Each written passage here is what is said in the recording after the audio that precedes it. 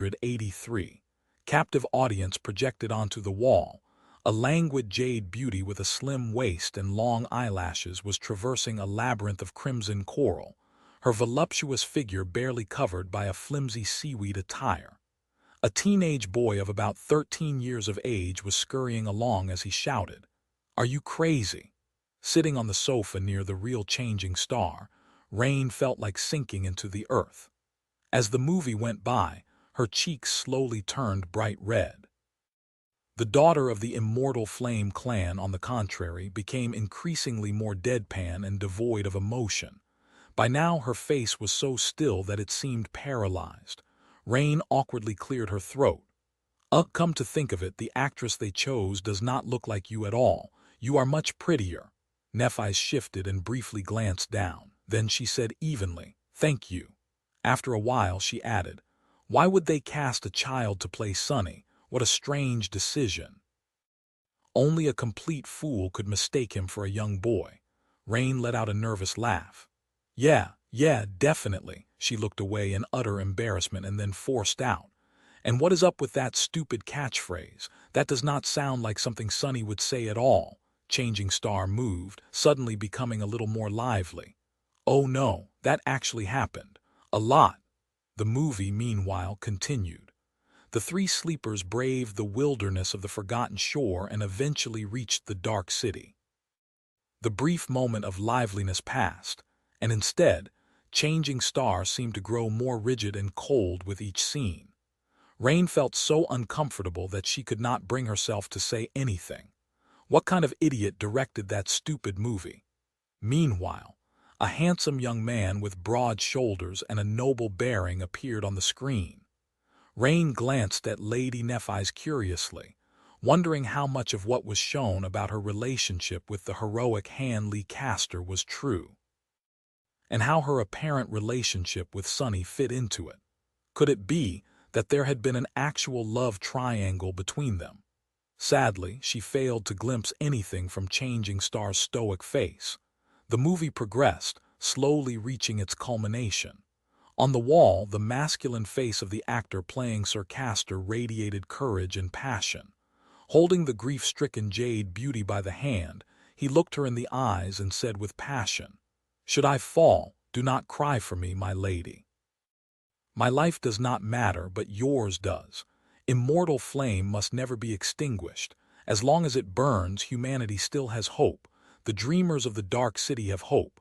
As long as you live, I can face 1,000 deaths with a triumphant smile." Rain shifted uncomfortably. Is it me, or is it getting hot in here? Not a single muscle moved on Changing Star's face. She looked at the projection with a deadpan expression. The projection, however, suddenly stuttered. Rain frowned. Huh. In the next moment she thought that she smelled smoke. Turning around, the teenage girl noticed a thin stream of it rising from inside Sonny's expensive projector. "That's strange." Rain opened her mouth to say something, but before she could, the projector suddenly exploded. After the movie was suddenly and violently interrupted, Rain only stayed for long enough to help Changing Star clean up the debris of the malfunctioned projector. Then she found an excuse, grabbed her backpack, and hurriedly left. Who knew what was going to explode next? Once the teenage girl was gone, Neff's was once again left alone in the empty house. She lingered for a bit, then went back into the guest bedroom and rummaged through Effie's closet. She had no clothes apart from the tracksuit that the academy had issued to her, which was soaked with sweat after the night she had spent with Sonny underground. There were memories, of course, but she had worn armor for the better part of the last 3 years. Putting on something mundane was strangely comforting. Leaving Sonny's shirt on, she found a pair of gym shorts to match it. Sadly, other articles of Effie's clothing did not fit her too well. She was going to have to do some shopping soon. Considering such matters again felt very strange. Eventually, Neff's found herself back in the living room with nothing to do. She simply sat in silence for a while, trying to deal with the disturbing oddity of not being in danger. Then she shifted uncomfortably, looked around, and took out the state-of-the-art communicator the government provided to her. She stared at it for some time, then tentatively accessed the network. After a while, Neff found herself senselessly scrolling through popular clips. A few minutes later, one video caught her attention. A demonic figure in black armor and fearsome mask stood in a small clearing in the middle of a thick forest, a long blade of an odachi resting on his shoulder. The swordsman's white hair moved slightly in the wind. Something about him seemed odd. Suddenly, 12 figures appeared from behind the trees surrounding the demonic swordsman. One of the ambushers spoke. "Sorry, mongrel, no hard feeling, right?" Nephi shook her head slightly and sighed. 12 against 1. The man in black armor, meanwhile, remained silent for a moment and then said calmly, "None whatsoever." Already knowing how the fight would end, Neff moved her finger to scroll on but then stopped. Something very unexpected was happening on the screen of her communicator. Instead of being instantly overwhelmed, the warrior dodged several attacks and dove through a stream of scorching fire, his black armor reflecting the crimson flames like the scales of an infernal monster. His gauntlet collided against the head of one of the enemies, instantly breaking the skull. White sparks slowly ignited in the depths of Neff's eyes. Interesting, she lingered, watching the brutal slaughter with a hint of excitement.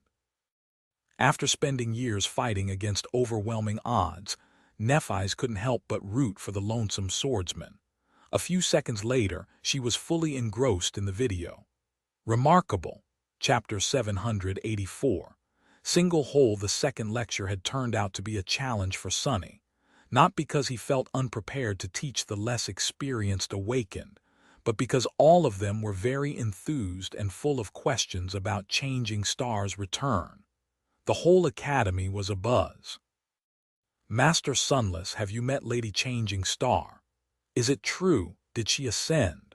Are you going to join the Immortal Flame clan now? Can we join too?" Normally, that would not have been a problem. Sadly for Sonny, he could not refuse to answer any question due to his flaw, so it took some time and ingenuity to not let anything important slip while reining the students in. Eventually, he forced them to concentrate on the lecture. After the lecture was over, he had to take care of some administrative issues, as well as visit teacher Julius and assist the old man with a few tasks. Seeing that his assistant was very eager to leave, the elderly instructor did not keep Sonny long and soon let him go with a knowing smile. "Ah, youth." Sonny frowned a little as he hurried to the door. "What is that supposed to mean?" Throwing the confusion out of his mind, Sonny decided to not waste time and used Shadow Step to reach the train station as fast as possible. On the way home, he was deep in thought.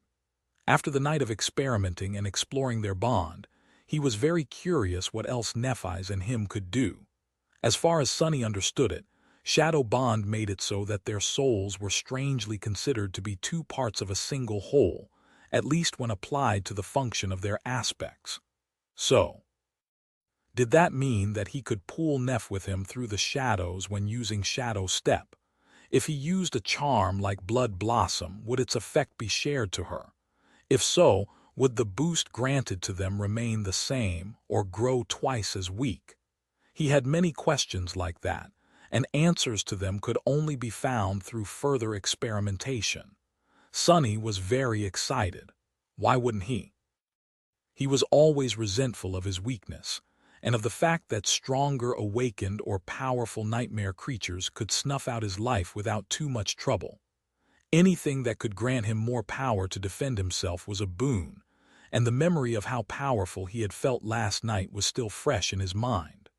Of course, reality was not so simple. Firstly, any experiment would demand Neph to go through torturous pain. Secondly, he had not forgotten that this power came at a cost. The cost was his freedom. Nephi seemed to be reluctant to use the shadow bond to compel him to do her bidding, but he could not be completely sure of her intentions. Not until they talked openly about it. It was just that. He didn't want to have that talk yet. Talking openly about anything was the last thing he usually wanted to do. Later. I'll do it later. Neph was barely out of the nightmare. Sunny himself had not been in the best of shapes after ascending for a while. It was better to give her some time to balance herself. Soon, he was nearing his house. The security system automatically scanned his biometrics and unlocked the door. Opening it, Sunny walked inside and took off his shoes. Then he looked around and noticed Neff sitting on a tall stool near the kitchen counter, staring at her communicator with strange intensity. Her eyes were burning, and it seemed as if she had spent a lot of time without moving. She seemed to be so engrossed with what was happening on the screen that she did not even pay attention to his return. Clenching her fist, Neff suddenly spoke. "Come on, you can do it. She is good, but you are better." He blinked a couple of times, unaccustomed to hearing such enthusiasm in Changing Star's voice. She was usually far more reserved. And what did she mean? What was he supposed to do? Who was he better than? Ah, she must be talking to herself. But what the hell is she watching? Sunny took a few steps forward and looked over Neff's shoulder. A strange expression appeared on his face. On the screen, a ferocious swordsman in black armor was fighting against a graceful woman who wore a light metal armor and an elegant half-mask. Rose petals fell from above, carpeting a grandiose arena. A dark Odachi and a slender Estoc clashed against each other, filling the air with the clangor of steel. Wait, isn't that my duel against Queen Bee? That was a memorable fight. He had barely won that one. Sunny blinked a couple of times, remained silent for a few moments, and then coughed. Hey, I'm back." Neff's eyes froze. She paused the video, hesitated, then slowly turned and looked at him with a startled expression. "Oh, hey." Sunny stared at her for a couple of seconds, then asked with a little smile, "What are you watching?" Neff's eyes suddenly livened up and gestured at her communicator. I stumbled on a video of a very interesting fighter. Have you heard about that guy, Mongrel? He's incredible. I've been watching, studying his fights for a few hours." Sunny scratched the back of his head and then said evenly, "Mongrel, yeah, I've heard a few things about him. Incredible, you say? Do tell what is so incredibly about him in detail." Then he suddenly frowned and sniffed the air. "What's this smell? Crap, don't tell that the filtration system is glitching." Sunny looked around and then froze. His eye twitched. What happened to my projector?" A familiar deadpan expression appeared on Neff's face. She glanced in the direction where the expensive model of the projector had used to be, lingered for a moment, and shrugged nonchalantly. "Oh, a malfunction, I guess. How strange." Chapter 785. Solitude. As Sunny bitterly explored the damage done to his entertainment system by the strange malfunction, Neff's eyes silently watched him from her stool. "Doesn't make sense. Gone. The projector is completely gone." It was so expensive. After a while he turned to Changing Star with a miserable expression and opened his mouth, then frowned in confusion. "Wait, is that my shirt?" Neff shifted a little and then said, her voice even, "I don't have any clothes." Sunny stared at her for a few moments, then waved a hand and looked away, forgetting what he was going to say. "Never mind, you can keep it. We can also order a delivery of anything else you need. I am an incredibly rich entrepreneur, you know."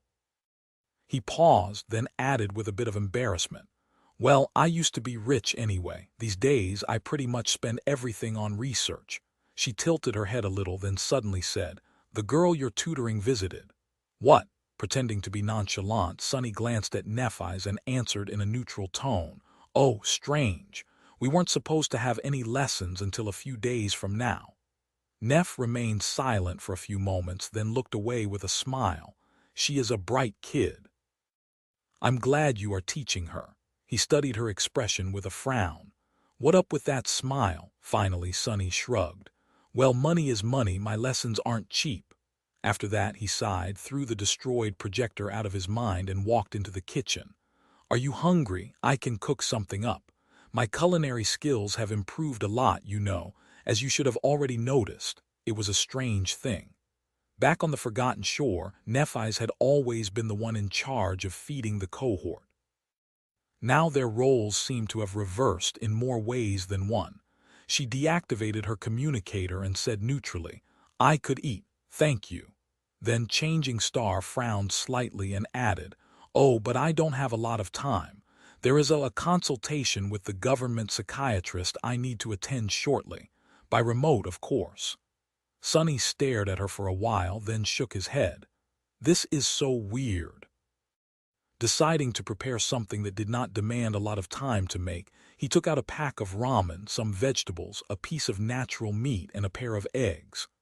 "I never thought that I would hear something like that from you, of all people. A psychiatrist, really." He started the process of cooking ramen and added, "Was it really that bad?" Changing Star sighed and looked down. After a while, she suddenly said, "No, it wasn't too bad." Her voice sounded distant and a bit strange. "In fact, out there in the dream realm, I felt—" Nephi's inhaled deeply and then looked at him somberly.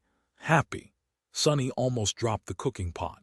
Of all the answers out there, he had not expected to hear that one. Looking at Nephi's with an incredulous expression, he asked, "What, did you say happy?" She sighed and nodded.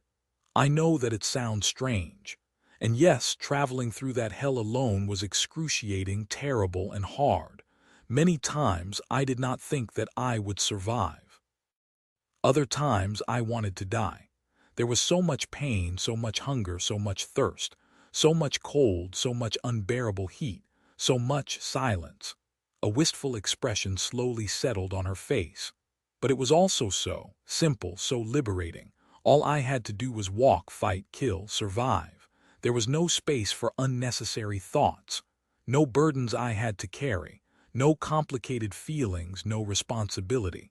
I did not have to remember where I came from and where I was headed. I did not have to a part of anything. It was just me against the nightmare creatures and the dream realm itself." He listened silently, trying to imagine what living like that would feel like. Well, he didn't have to try too hard. Had he not experienced something similar while living alone in the ruined cathedral of the Dark City? Yes, he had not been entirely himself back then, but he was also the happiest he had ever been, perhaps. There was a bliss in giving up on everything except for the things he needed to survive. Even if the things he was giving up on were his sanity, his future, and his very humanity.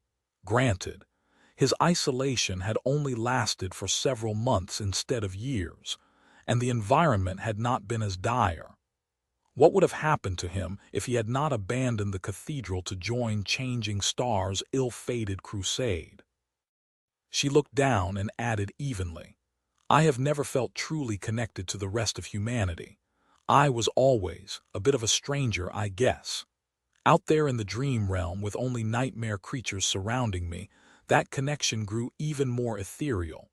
Sometimes I even felt like everything except for that desolate purgatory had been just a fleeting dream, a strange illusion that I had imagined. The dream realm, it seemed much more real. It seemed like a place where I belonged. With other monsters like me," she sighed, then looked at him and added, "So that's why I agreed to the offer to receive counseling. It is not because I feel fragile and on the verge of breaking apart. It's just that I'm afraid to lose what little humanity I have left. I never had a lot to begin with." After Neff was done speaking, Sonny stared at her for some time, then shook his head. "I don't think I have ever heard Neff speak so much." Placing ramen in the boiling water, he glanced at her with a frown. "Well, if you put it like that, I guess a little counseling would do you good. However, I can tell you right now and without a shadow of a doubt that you are not a nightmare creature. You're a human through and through. Believe me, I would know." A pale smile appeared on Changing Star's face. "Thank you for saying that." Sonny looked at her with an amused expression and then smiled. "I don't think you understand. I am not saying this because I consider you a human, or because I feel like you are a human, or because I believe that you are a human. It's just a fact." He pointed to his eye. "I have special eyes, remember, from that attribute of mine. I have seen what people look like and what nightmare creatures look like inside."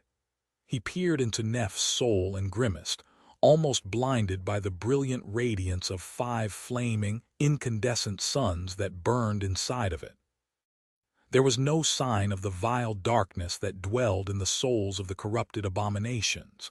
Cracking an egg on the edge of the pan, he looked at her and scoffed. "You don't look anything like a nightmare creature, that's all." Chapter 786. Lifeline. Soon, 2 bowls of delicious steaming ramen were on the table in front of them.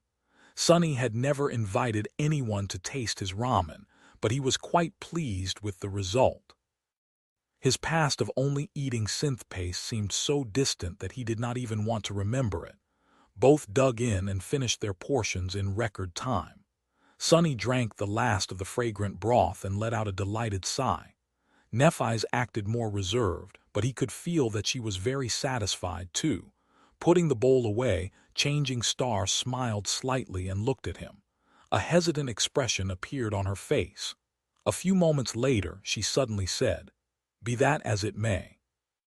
While I was lost and wandering the dream realm, slowly forgetting what it felt like to be human, there was one thing I clung to that reminded me that all my prior life had not been just a dream. Do you know what it was? Sonny thought for a bit, then shrugged. I don't know. A memory, your sword Dreamblade. She lingered for a few moments, then slowly shook her head. No, it was you. Sonny froze and stared at her with surprise. Huh, Nephise smiled slightly. Your runes. Although I could not know what was happening to you, Cassie, and the others, I could still feel connected to you through the runes. I could see that you were still out there, alive and doing incredible things. The new memories you received told me a little about what kind of enemies you fought. The speed at which your aspect legacy progressed told me how hard you were working to sharpen your battle skill. As long as I saw the runes, I knew that I had not imagined the past, and did not feel as alone. She shifted and then added, when I was bored, I liked to imagine what exactly happened to give you a sudden influx of fragments, what the nightmare creature that gifted you a memory looked like, how you defeated it. Things like that. Oh, and I was bored often. While my journey was often full of hardship and dread, it could also be terribly monotonous sometimes. So that was pretty much the only way I could entertain myself. Changing Star looked at him, lingered for a moment, and then said, I know it was not really something that you did consciously. Still, I wanted to say thank you. You helped me a lot, Sonny. You made it easier for me to keep going. I won't forget that. He stared at her, suddenly uncomfortable. Then he looked away in embarrassment and cleared his throat. Are you sure that you have not received counseling already? I mean, that doesn't sound like you. Very, enlightened. Anyway, you're welcome, I guess. Nephise smiled and did not respond. Sonny remained silent for a bit and then forced himself to say, Actually, I spent a lot of time staring at your runes as well. He looked at the floor. Granted, I was not exactly going crazy from isolation like you. Well, except for a short stretch of falling into a bottomless abyss all alone, I guess. But the point is, to be honest, I am, unsatisfied with the fact that you are so far ahead of me. Every time you gained a soul fragment, it urged me to try and get two. The stronger you grew, the more I wanted to become stronger as well. A large part of those things I gained was because of you. I guess you too kept me going, in a sense. He fell silent and then glanced at Nephise with a slightly bitter expression.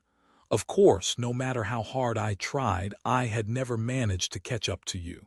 Every time I fell short. It did not feel nice at all. But it also forced me to try harder, I guess. She studied his face for a few moments and then shook her head. It is much easier for me to gain soul fragments, you know that. Even though I am still ahead, I suspect that you have fought and slain much more nightmare creatures than I have. In fact, I know you did. Sonny smiled. Who cares? It's not a competition where you get rewarded for the effort. Only the result matters. In the end, a person is either strong or they are weak. The stronger ones will always trample those who are weaker. Isn't that how the world works? Nephise looked down, then slowly shook her head. You are wrong, I think. Results matter, yes, but it's not like how you got there doesn't. Every victory you achieve teaches you a lesson. Every defeat you suffer teaches you even more. I guess it all depends on what you call strength, Sunny grimaced. Well, let me ask you a question. Can you say that I am stronger than you? Changing Star stared at him with an even expression. Several seconds passed by, but she remained silent. A dark grin appeared on Sunny's face. He sighed and then collected the empty bowls to clean them. Effie doesn't seem to think that I am. According to her, I lack conviction. I don't even really know what conviction is and where does one find it, but even I can't honestly say that I am stronger than you. That should tell you something, considering. You know, my clear conscience. Nephi's lingered for a few moments and then suddenly said in calm tone, You are stronger than you think you are. Sunny put the bowls into the sink and turned on the water. Standing with his back to her, he stayed quiet for a while. After some time, he started to wash the dishes and said, Your counseling session is about to start. You should hurry. She looked at his back for a few moments, then silently stood up and went away. Sunny was left alone in the kitchen. He finished washing the bowls, put them on the drying rack, and wiped his hands with a towel. Then he glanced in the direction of the guest room, shook his head, and scoffed. Ah, who cares? Apparently I am incredible. Chapter 787, training session. A week later, two people sat across from each other on the cold floor of the underground dojo, their eyes closed. With their legs crossed and their hands resting on their laps, it seemed as though they were meditating. Of course, they weren't. While Sunny was calm and relaxed, Nephi's was the opposite. There was a furious torrent of soul energy flowing through her body, making it hard for her to remain still. Invisible to anyone except for her partner, radiant streams of ethereal essence rushed through her veins like rivers of flame. Her breathing was uneven and there were beads of sweat on her face. Sunny observed Changing Star through his shadows. After a while, he said, You are doing much better. While crude, your control is already stable. However, there is no precision to it. A master has to be intricate in how they apply and expend their essence. That is what truly separates us from the awakened. While the soul of an ascended is more potent, the gap is not too large. It is our ability to make better use of this potential that really separates us from the rest of them. Neph was doing well. In fact, her rapid progress in learning how to control her essence was nothing short of exceptional. However, she was facing substantial obstacles in her training. Not only was Changing Star completely new to that aspect of her power, she also simply had too much soul essence. Compared to normal master, she had at least 5 times as much of it. If most ascended contained a tranquil current of essence within their bodies, Nephi's contained a furious sea. Her soul essence was also different from anything Sunny had ever faced. It was much more potent, fiery, and vibrant, probably because of the fire attribute she had inherited from her mother. What it effectively meant was that Neph would have to put much more effort into learning to control her essence. However, once she did climb over that steep obstacle, the result was going to be simply terrifying. Showing her the way put Sunny's own experiences in perspective, gifting him a few new insights of his own. Just as it had been with Rain, the role of a mentor allowed him to learn a lot himself. Teaching was truly the best way to learn. Now, Sunny felt that his own essence control was far more precise and nuanced than that of most, even without the help of Soul Serpent. Of course, he had no chance to test it in actual combat yet. He was also growing more and more sour about the fact that both blood weave and bone weave were purely corporeal in nature. Although Shadow Essence was unique, it did not receive any augmentation from his attributes. In fact, the only time its strange nature played a role had been during his encounter with the vile thieving bird Spawn. Even though that single instance had saved his life, Sunny really wished for more. Maybe I am not utilizing its full potential. If there was a way to do so, however, he had no idea how. Maybe if Weaver's lineage had not devoured the shadow gods, Sunny would have been in a different situation. As it stood, though, I wonder if there is a soul weave. Nephi sighed and opened her eyes. The turbulent flow of soul essence in her body settled, returning to a calmer cycle. She rested for a moment and then rose to her feet. Sunny did the same, commanding the four shadows to wrap themselves around his body. "Are you ready?" she nodded, and then exploded in motion, attacking him with her fists. Empowered by the shadows, Sunny easily dodged, deflected, and blocked the torrent of devastating punches and kicks. This was the second part of their training. Nephis not only had to learn how to control soul essence, but also how to use it in battle. She had to retrain herself from the ground up to account for all the new possibilities that the ascension granted her. This was not an easy task, considering that the difference went much deeper than simple physical ability and explosive might. At their high level, combat became much more tactical. Soul essence was a precious resource that could achieve a lot, but was also easily wasted. A master had to be strategic in how they unleashed their powers. Their physical performance, aspect, and memories could all benefit from vast amounts of essence. However, they could also quickly deplete it. The same statement held true for awakened, but to a much lesser degree, since masters had much greater powers at their disposal, and thus could exert much greater volumes of soul essence. It was a constant and complicated dance that required a lot of skill, foresight, and cunning to be performed to the best result. Sunny himself still had a lot to learn. Serving as a bona fide punching bag for Nephis was not the most efficient way of learning, but it had its own merits. By dedicating himself to nothing but withstanding a constant barrage of attacks and rationing his essence in the most efficient way, Sunny was teaching himself how to prepare for long battles of attrition. At least she had mastered essence control enough to not ruin Dojo. For a while, the underground chamber was filled with nothing but the sounds of heavy breathing and flesh slapping against flesh. Both fighters were exerting themselves to the utmost degree. Sunny had it easier since he was defending, but receiving so many crushing blows in a row was still not for the weak of heart.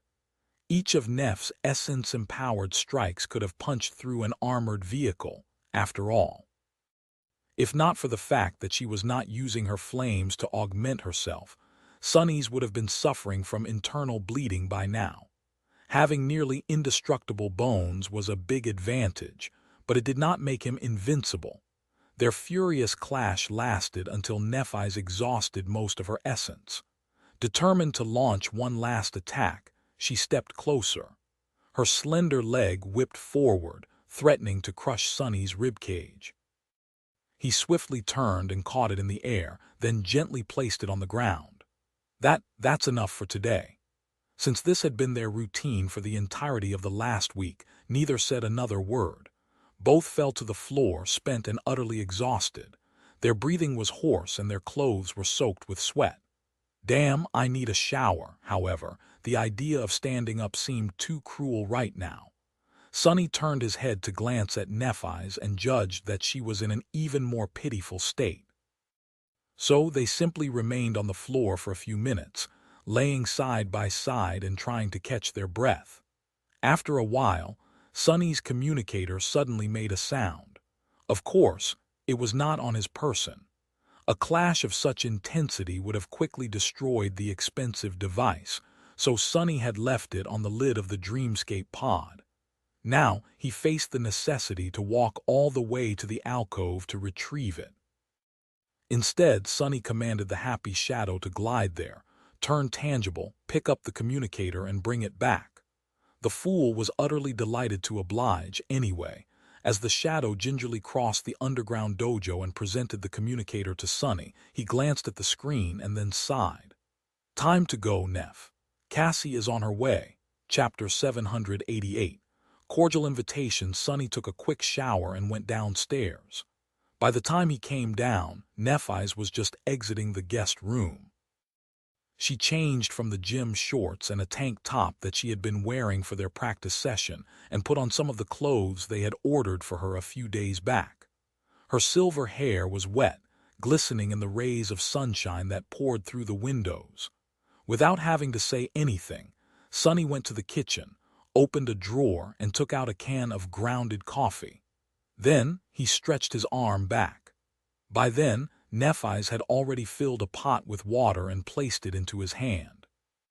Soon the pleasant aroma spread through the house. By the time the coffee was ready, a PTV was in the process of parking nearby. Sonny dumped 2 spoons of sugar into his cup, left the one intended for Neph without any, and added cream to the third. Changing Star, meanwhile, was opening the door for Cassie. Soon, all 3 were seated around the table, enjoying their respective beverages. After a while, Sonny glanced at the blind girl and asked, "Well, what's the news?"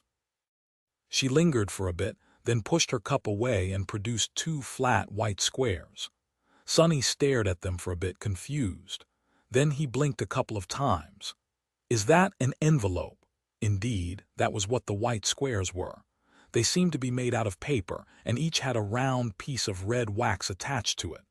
Sonny had only seen an actual paper envelope used in period dramas, so he was justifiably surprised to encounter one in real life. Taking one of the envelopes, he curiously studied it from different sides. How quaint! There was an image of a sword piercing an anvil etched into the red wax, so at least he did not have to wonder where the strange things had come from. Legacies. Amused, he furtively glanced at Nephi's to learn what one was supposed to do with a paper envelope, and then repeated her actions. Soon, a different piece of paper appeared in his hands.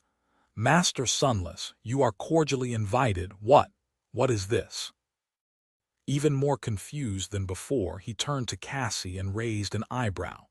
She was supposed to bring them an update on the situation with the government and Clan Valor, not some weird messages. The blind girl smiled slightly. "Basically, this is a gesture of goodwill." She paused for a moment and then added in a bright tone, "It is an invitation. Clan Valor is holding an annual ball in about a month. We are all invited to attend, which is usually considered a great honor.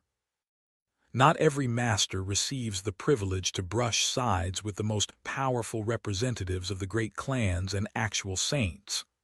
Sonny blinked a couple of times. "Is holding balls some weird legacy ceremony? Wait, what kinds of ball are we talking about? Something like a football? Why do people hold it annually? And more importantly, why do we have to attend this ball-holding ritual?" Nephi silently covered her face with a hand and said, a hint of exasperation finding its way into her voice, "Sonny, a ball is a social gathering, usually accompanied by a dance. It is not a literal ball." He stared at her for a moment, then glanced at the piece of paper in his hand and coughed. "Oh, that makes more sense, I guess." Cassie listened to them speak with a strange expression, then tilted her head a little and said, "Of course, in our case, this invitation holds special meaning. It is a sign that Clan Valor is willing to be patient and wait for Nephi's to recover. It is also the indication that the final negotiation is going to take place during the ball, 1 month from now. This gives us time to prepare." This was a good piece of news, all things considered. Basically, it meant that now that the initial week was over, Changing Star had more time to get ready to face the representatives of Clan Valor. It also meant that the Great Clan was not going to do anything before that, giving her freedom to recuperate in peace. It was more or less an armistice. A bright smile appeared on Cassie's delicate face. But there is more. To show their sincerity, Clan Valor released the firekeepers they were holding hostage. Both are already back and resting in the Immortal Flame Manor. This means that they are serious about building a good relationship with us, I think." Sonny let out a sigh. He was not really attached to the firekeepers. Still, they had gone through the Civil War and the Bright Castle and the Siege of the Crimson Spire together. The fools also treated him as one of their own for some reason. He had felt a bit guilty knowing that some of them were suffering because of the terrible mess in the Night Temple. Effie, Kai, and Aiko were going very happy to hear the news too. However, it was not like Clan Valor to let go of leverage. Sonny glanced at Cassie and frowned. What are they scheming? The blind girl hesitated for a few moments, then shrugged. I am not entirely sure. However, I do have a suspicion. This sudden change must indicate that something important happened to shift the balance of power even more in favor of Clan Song. That is why Valor is willing to make concessions to ensure that Immortal Flame becomes their ally.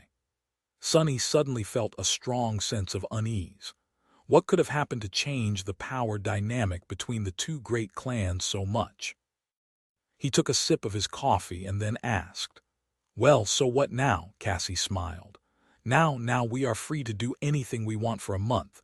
The government is going to insist that Nephi's makes at least one public appearance, but they won't be too forceful in their demands, so we can do whatever."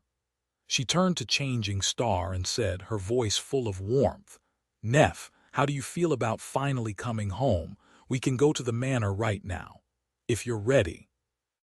Chapter 789. Only Forward Nephi's looked in the window and remained silent for a while. Her face was distant and still. After a while she lightly shook her head. "No, not yet." Cassie seemed to be surprised by that answer. "No, but why?" Changing Star sighed. "The Fire Keepers, that is what people call the awakened who follow you, right? They all look up to me, do they not?" The blind girl silently nodded. "Of course. They have been waiting for your return ever since escaping the Forgotten Shore. Even though the Dreamer Army was an alliance of convenience, the bonds that were forged between its members are real. Their bond to you is real too." Sunny sipped his coffee with a strange expression. Neph, meanwhile, lingered for a moment and then said, "But they want more than just to welcome me back. They expect me to lead them like I did on the Forgotten Shore. Am I correct?" Cassie nodded once again. Neph looked away. "How can I lead them when I don't know where I am going? I need more time to figure things out before I face them."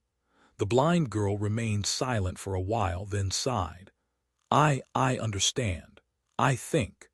Sunny, meanwhile, did not understand. Sure, on the surface, what Nephi said made perfect sense. She was not sure of what she was going to do, so she could not offer the remnants of the Dreamer Army guidance. She could not become their general again until she decided on the direction her soldiers had to follow. However, Sunny harbored doubts about the sincerity of this indecision. Nephi's had never been one to allow her hesitation to slow her down. More than that, she had spent 2 whole years alone in the dream realm. If he knew anything about her, he knew that she must have dedicated a considerable amount of that time to obsessively making plans of how to destroy her enemies once she returned. Of course, there was a lot of new information that became available to Neph after she came back. That had to change her approach a little, but should not have affected the core of it. So why was she hesitating? What was she struggling with? Sunny did not know and was not sure that he wanted to know yet. In any case, he was going to learn sooner or later. There was something else that bothered him, though. He glanced at Nephi's and Cassie and then said, his voice grumpy, "Aren't you two forgetting something? This is still my home. We only agreed that Nephi's would stay here for a week. Shouldn't you at least ask me before deciding to leave her here for a while longer?" He was not going to let Changing Star pull off an Effie that easily. Neph turned and looked at him with an unreadable expression. After a few moments of silence, she asked, "Sunny, do you mind if I stay for a couple more weeks?" He coughed and then glanced away in embarrassment. "Of course. Sure, no problem. Glad to have you and all that." See, was that so hard? Cassie remained for a bit longer to get Nephi's up to speed about the state of the Fire Keepers and the renovations they were making to the Immortal Flame Manor, and then left. Running a prominent awakened organization was not an easy task, so she had a lot on her plate. Sunny and Neph were left alone again. He hesitated for a few moments and then asked, "Do you really not want to go home? I mean, I never really had one, more or less, before buying this house. But if I did, I imagine I would have missed it a lot." Nephi's glanced at him, then slowly shook her head. "That place is not really my home. We were moving a lot while I was growing up. Sometimes because our financial situation changed, sometimes due to security issues. That manor is just the last in a long series of temporary shelters." She remained silent for a few moments, then added, "I guess it were the people who surrounded me that created the feeling of home. But they are all gone now, one way or the other, so there's nothing for me to return to." Sonny sighed, remembering the conversation he once had with Noctis. "I don't really understand what the Immortal Flame Clan is, to be honest, and who those people were. You once said that you were raised by your grandmother." Changing Star nodded. "The Immortal Flame is just me now. At its height, it was one of the most influential legacy clans. You could have called it a great clan even, although that distinction was not established yet back then. Apart from the immediate family, the clan also encompassed hundreds of other people. Professionals to manage our properties, craftsmen, mundane soldiers, awakened retainers, their dependents. A legacy clan is more than just a few powerful warriors. It is a large, self-sufficient institution. A tribe, even." She grew silent and then said, "Of course, our fortunes turned after Immortal Flame himself died and my mother became hollow. Then my father was gone, too. Only my grandmother remained to take care of me. She was not an awakened, however. Don't think that she was weak because of it. On the contrary, although my grandmother was a mundane human, she was also the strongest person I've ever known." Nephis looked away, a hint of emotion appearing on her face. She was a member of the first generation. She was born during the darkest times of humanity, survived the bloody descent of the spell and the final convulsions of the old world order, then participated in the establishment of the new one. She was strong. She was also wise and kind. I couldn't wish for a better guardian. She looked down. However, she was not enough to keep the Immortal Flame Clan from falling, especially not when we found ourselves in the crosshairs of my father's former companions. Slowly but surely, we lost our assets and our standing. Some of the people in our employ left of their own free will, others were forced to abandon us because of adversity. Many of those who remained died trying to protect me. The most loyal ones still persisted. There were several awakened among them and even a master, my mentor. Nephis sighed. But in the end, he was gone too. By the time I turned 16, all that remained were a few mundane servants who had been with us for so long that they had nowhere else to go. After my grandmother passed away and I felt the call of the nightmare spell, I paid them a generous stipend from what little funds the clan had left and let them go. You know the rest." Changing Star remained silent for a while, and then added, "I remember walking through the manor before leaving it to comply with the third directive and surrender myself to the police. It was so strange, seeing it completely empty. My grandmother was gone. My mother was in the care facility. The servants had left. It was just me alone." She looked away. Suddenly, a pale smile appeared on her face. "Nothing held me back, so I wasn't sad to leave at all. There was only one direction left for me, forward." Sonny looked at her silently, a somber expression hidden in the depths of his eyes. Only forward. That was true for the both of them still. However, was it worth it to not be held back by anything if in return you had nothing to hold dear? Turning away, he sighed. Life was not that simple anymore. Chapter 790. Outing. Despite the fact that Nephis had decided to stay with Sonny for a couple more weeks, or rather, that he had allowed her stay, their routine somewhat changed. Because of the armistice with Clan Valor, she did not have to stay inside all the time anymore. So, while the two of them still continued having exhausting practice sessions every day, the intensity of the training diminished. On the first day after receiving the invitation to the ball, Nephis had left to visit her mother. Soon after that, she made a strange request. The counselor assigned to Neph by the government had suggested that she should not isolate herself from mundane humans and instead seek out opportunities to participate in collective activities people usually enjoyed. So she asked Sunny to help her figure out what it was that people did with their free time. Sunny was glad to help. The problem was, he had no idea himself. His life experience was richer than hers, but the knowledge of how people lived their lives in the outskirts did not exactly apply to their situation. After becoming a citizen and moving to a better part of the city, Sunny had spent all his time doing more productive things than relaxing. Who had time to relax? There were so many things he needed to achieve. As the result, they had to turn to other members of the cohort for advice. When they did, Effie enthusiastically volunteered to arrange an outing. Although Sunny had a bad premonition about her proposal, he found no polite reason to refuse the giddy huntress. So, a few days later, he found himself doing something that he had never thought he would ever do. Sunny was getting ready to go to a dance club. What am I even doing? This is so stupid. Standing in front of the mirror, he somberly looked at the pale young man that stared back at him. The young man was dressed in stylishly understated clothes that mixed black with different shades of dark gray. He was undeniably attractive, although not exactly masculine in appearance. The attractive young man, of course, was him, or his reflection, rather. Sunny studied it and frowned. Whatever, it's just a nightclub. I have fought saints and survived. I have conquered the Red Colosseum. I have faced a demon. How scary can a bunch of drunk mundanes be? Shaking his head, he let out a heavy sigh and went down to the living room. As he sat and waited with a dark expression on his face, an expensive PTV arrived and parked near the house. At that moment, Effie and Neff emerged from one of the smaller bedrooms on the second floor and started descending the stairs.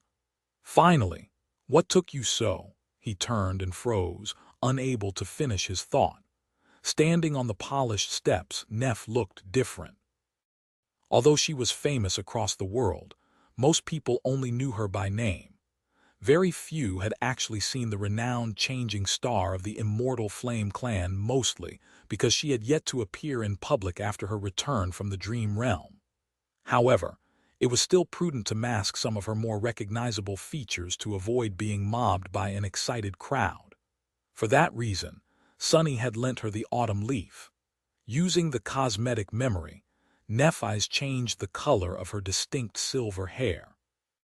Now her hair was black and lustrous, falling to the middle of her back like a waterfall of finest silk.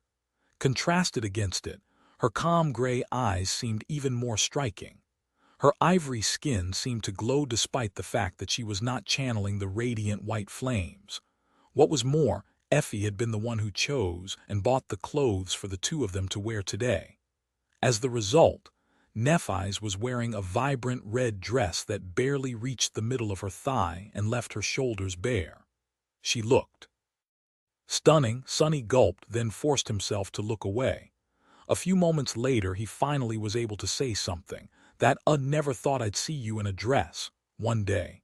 Nephis glanced at herself, then shrugged with indifference. I like it. The style does not diminish my range of motion. I can move freely if something happens.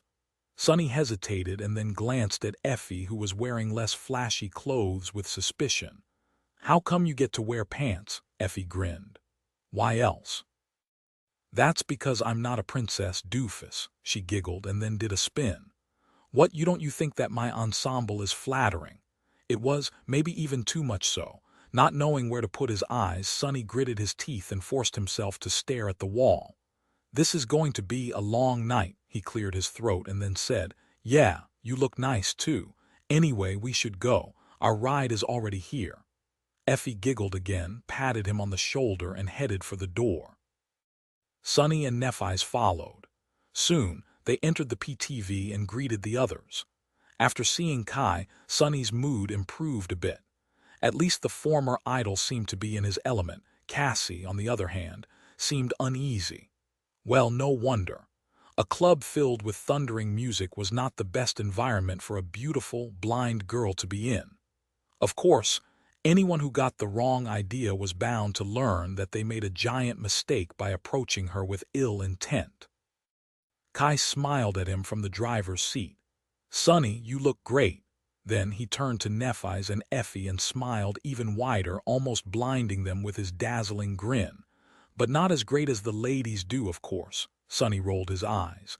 "Just drive, all right. Let's get this finished with as soon as possible." Kai winked at him, then looked at the road and sent the PTV forward. "Relax, Sonny. It's just a dance club. What's the worst that could happen?" Sonny and the gloomy shadow simultaneously shuddered. "Are you kidding me? Did you have to say that out loud?" Chapter 791. Human rituals standing at the edge of the VIP area that loomed above the dance floor of a popular nightclub. Sonny and Nephi's looked down at the undulating mass of human bodies below them with strange expressions. The music thundered and reverberated from all sides, making the whole space vibrate.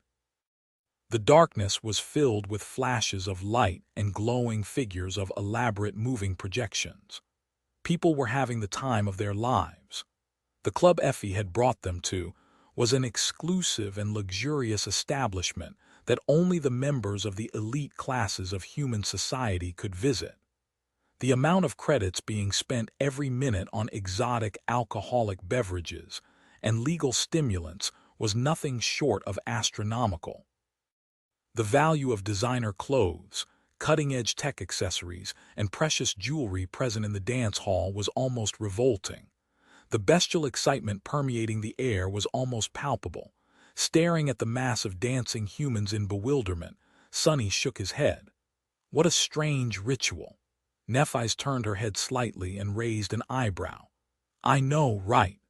The members of the cohort were occupying a large part of the VIP lounge intended for the most distinguished patrons of the club. Even among the mass of elites, their status was a cut above the rest.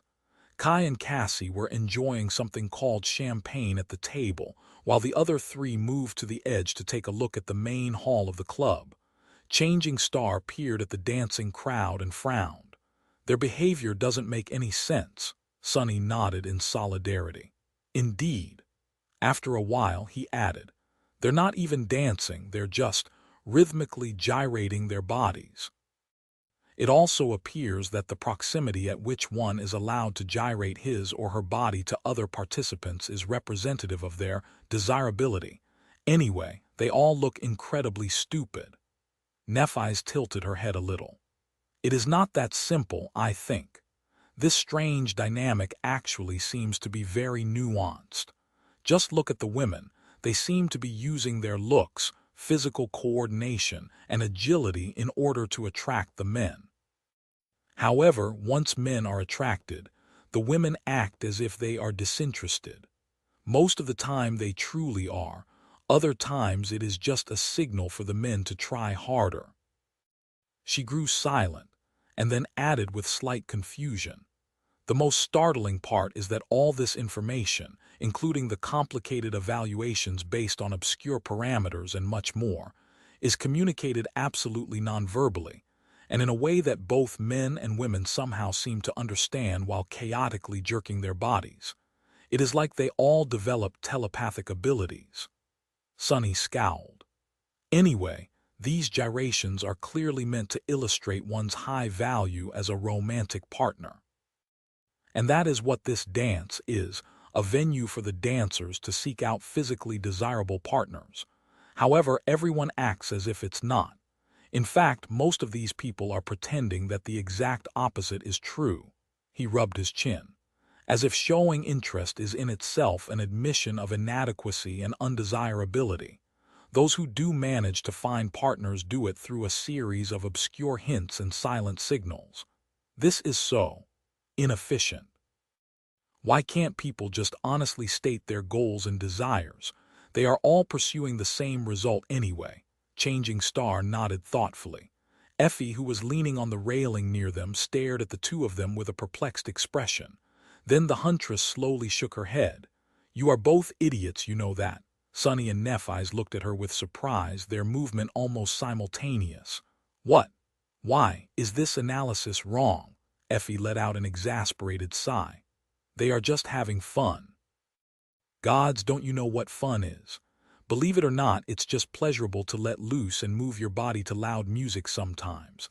Actually, you should try it. A very similar expression of subdued revulsion appeared on both of their faces. No, thank you. I'd rather not, the huntress rolled her eyes. As for that stuff about seeking partners, what's wrong with that? Other things can be pleasurable too, you know. Both Sunny and Nephis blinked. How frivolous. Of course I do, don't I know it well? Effie groaned and grabbed her head. Hopeless, both of them. After a few moments she sighed, then looked at Nephis and asked, "Well, anyway, this is a perfect example of what humans like to do. Is it working? Do you feel better connected to humanity?" Changing Star hesitated, then looked back at the mass of dancing people and remained silent for a while. Then she said, "It is strange to see so many people acting so carelessly. To be honest, all I can think about," her face turned somber. Nephis lingered for a moment as she studied the crowd with a dark expression. "Is how easy it would be to kill them all. They are just so unaware and unprepared. After long years of living in a state of constant pain and struggle, desperately trying to survive and fighting harrowing enemies almost every day, it must have been hard for her to come to terms with this strange, peaceful reality." Neff might have returned to the waking world, but her mentality was slow to adjust. It was still in the dreadful grasp of the dream realm. Mentally, Changing Star was still living in a nightmare. Effie looked at her with a dubious frown. "You would be surprised. This is an expensive club, so a lot of these people are awakened. In fact, I'd say that places like these have a higher concentration of awakened than pretty much anywhere else in the city, except for the academy. This club is better suited to resist a sudden gate manifestation than the headquarters of most legacy clans." Neff glanced at her with surprise. "Really?" The huntress grinned. "Of course. Not all awakened are obsessed with fighting like the two of you. They treat the dream realm as their job, not their whole existence.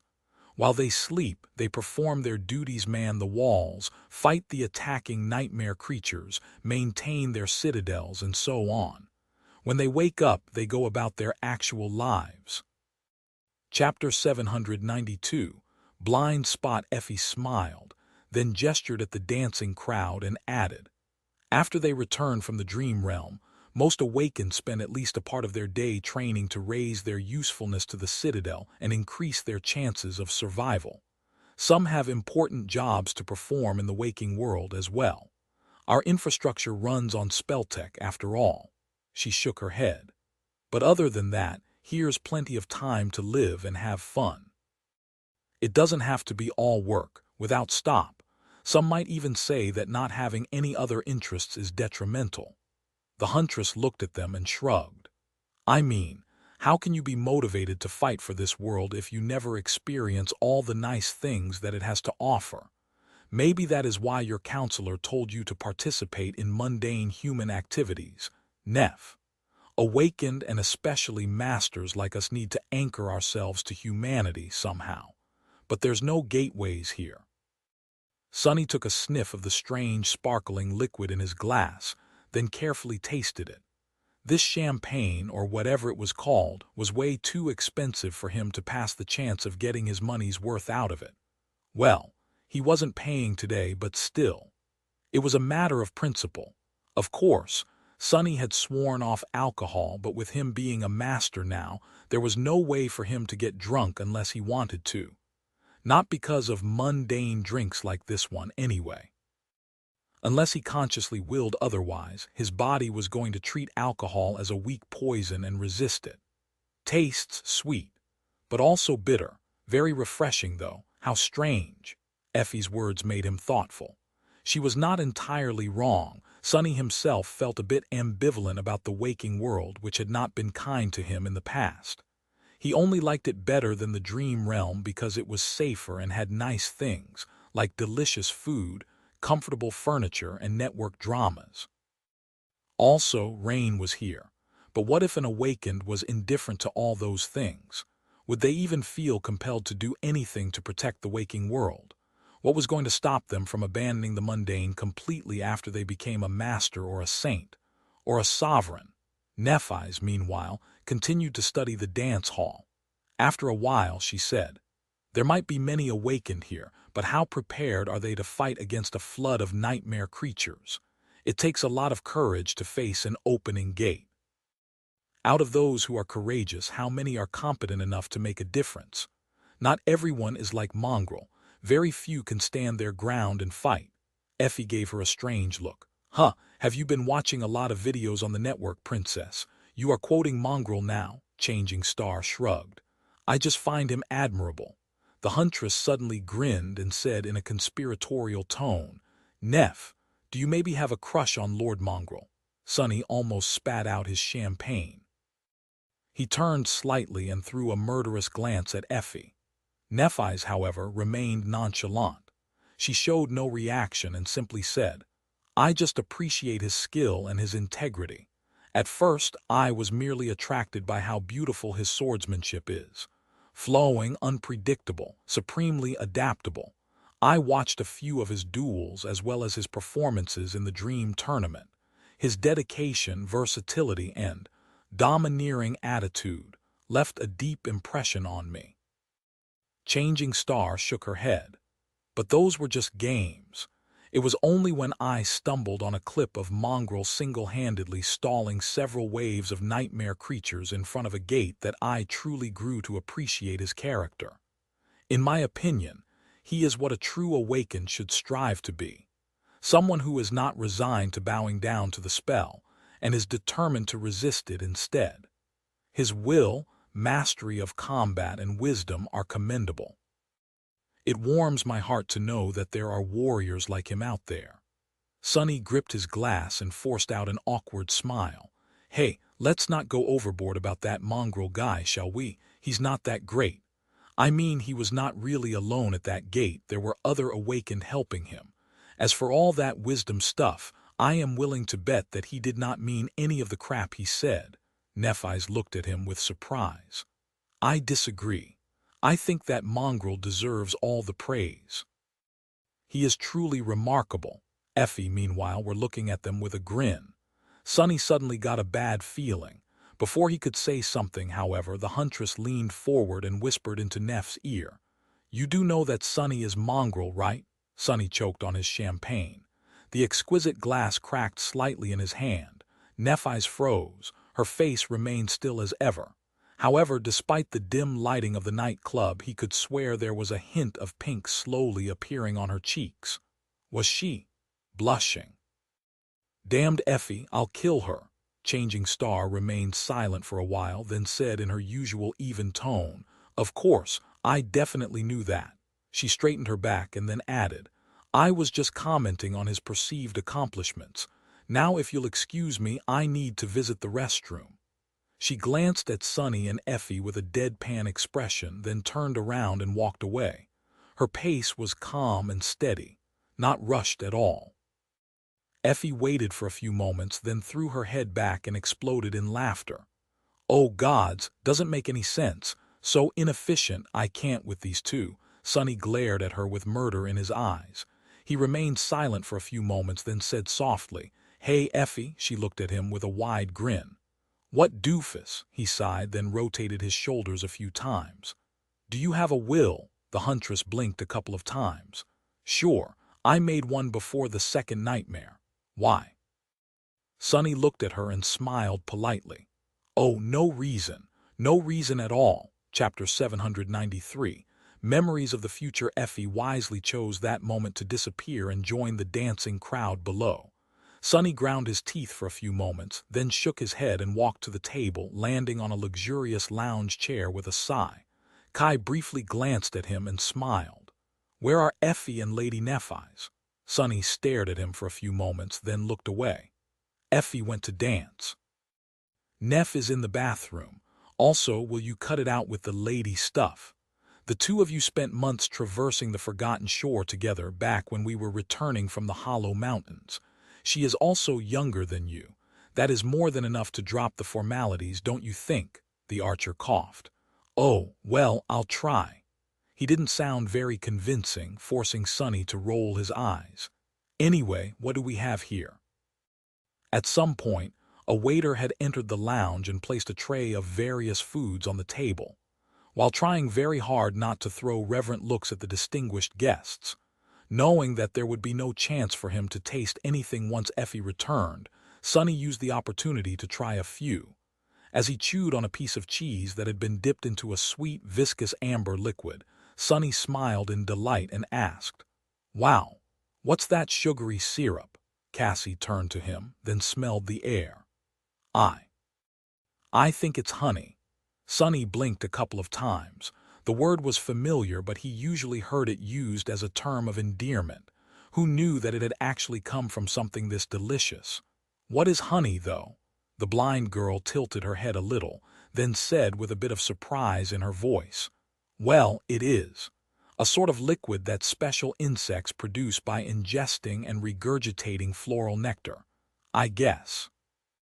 Sonny froze, grew a little pale, and slowly pushed the cheese plate away from himself. I see, good to know." With that, he gulped a mouthful of champagne and tried to discreetly rinse his mouth.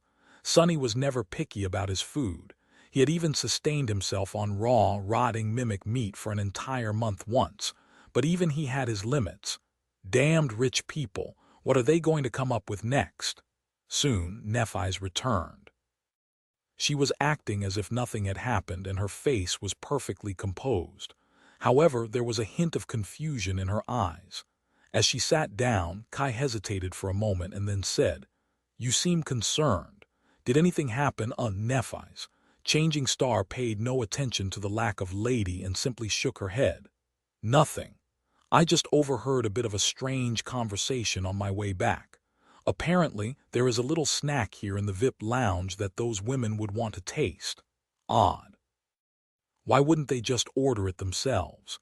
Well, maybe it is not on the common menu." Sonny glanced at the small bowl of honey with disgust and sneered. "If they want it, they can have it. I have no objections. They are free to gobble it up as far as I'm concerned." Ignoring a strange glance from Kai, Sonny took a sip of champagne and relaxed a little. That was the point of today's outing anyway. After days of serving as a punching bag for an untrained master, he deserved some rest. Soon enough, Effie returned. The huntress was practically beaming with delight. She quickly destroyed most of their food, poured herself a drink, and grinned. "This is fun. We should go out more often." Sonny and Nephis looked at her in horror while Kai nodded. "Indeed, it's just a shame that they don't have live music." Effie, meanwhile, looked around with a bit of curious expression. "This is strange, though. I never imagined living like this. I mean, my goal was always to become a master. But now that I did, everything seems a little surreal." The archer smiled wistfully. "Yes, life is full of surprises, isn't it? Before the Forgotten Shore, I had a clear picture of what my future would look like. Then for years, I tried not to think about the future at all. And now that I reached that future, it's not like what I thought it would be, not even a little bit." Cassie let out a small sigh. "Me too. When I look back on my younger self and think about what she expected from the future, I can't believe how naive and short-sighted she was. She feels like a stranger." A few gazes fell on Sonny. He raised his eyebrow and then said, "What? This is exactly how I imagined my life would go, actually. After I returned from the first nightmare, I thought that I would soon be a full citizen, super rich, and have unlimited access to tasty food. So I don't know what you're talking about." "For me, everything went according to plan." Effie rolled her eyes and then glanced at Nephis. "What about you, princess?" Changing Star lingered for a moment, then shrugged. "I am exactly where I expected to be too. Of course, the details are different, but the result is the same. Legacies don't really have a choice in these matters." Sonny suddenly became curious. "I heard that all children of legacy clans are inevitably infected by the nightmare spell. There is just no chance for them to remain mundane. Is this true? If so, why? What is so special about your kind?" Nephis took a sip of champagne, thought for a moment, and then said calmly, "There is nothing special about legacies as far as one's chances of becoming infected go. We are not inherently predisposed to awaken, unlike what many people believe. There are just certain measures that a clan can undertake to make sure that its heirs do. Sonny blinked a couple of times. Like what? Neff looked at him evenly. It is simple, really. The parents of a legacy child just have to implore for assistance from a saint. That is why lesser clans always seek to ally themselves with more powerful ones. The child is brought to the dream realm and then returned to the clan. This way, the seed is already planted in their soul. Once they come of age, it is inevitable for the seed to bloom and bring them to the first nightmare. Sunny frowned, feeling something strange about her phrasing. Seed, as in the seed of nightmare. Changing Star calmly nodded. Of course, the first nightmare is not different from all the rest. It is also born from a seed. It is just that this seed does not grow in the dream realm. Instead, it grows in a human soul. Have you never thought why there are no gates of the first category? Well, there are, of course. Every aspirant that fails their first nightmare becomes a miniature gate, allowing a single nightmare creature to enter the waking world. That is why their corpses turn into monsters. Chapter 794. Adulthood. The sudden revelation brought the mood down for a few minutes. Sonny silently drank his champagne, thinking about what Neff had just said. It made a lot of sense in a dark and disturbing way. It also shed some light on how the spell chose its victims. He doubted that a seed of nightmare, no matter how small, could bloom in just any soul. It probably required fertile soil to take root. Of course, in this ravaged world, there were plenty of broken and traumatized people whose souls could nurture a nightmare seed. It had been even more so 50 years ago, when the spell first appeared. Had the collective anguish and torment of those lucky few who had survived the dark times summoned it from whatever hell the spell existed in, ushering the rise of the first generation of the awakened and everything that followed? He did not know, and doubted that he would find out any time soon, if ever. Nevertheless, there was another interesting hint in what Nephi's had explained to them. If legacies wanted their children to inherit the mantle, and only saints could ensure that the poor kids would be doomed to either awaken or die, then saints held even more power among the legacy clans than he had thought. And who were the first saints of humanity? Asterion, Kai Song, Anvil of Veil, and Broken Sword. They were the first, and at some point the only people who all legacy clans had to befriend if they wanted to ensure that their bloodlines continued walking on the path of ascension.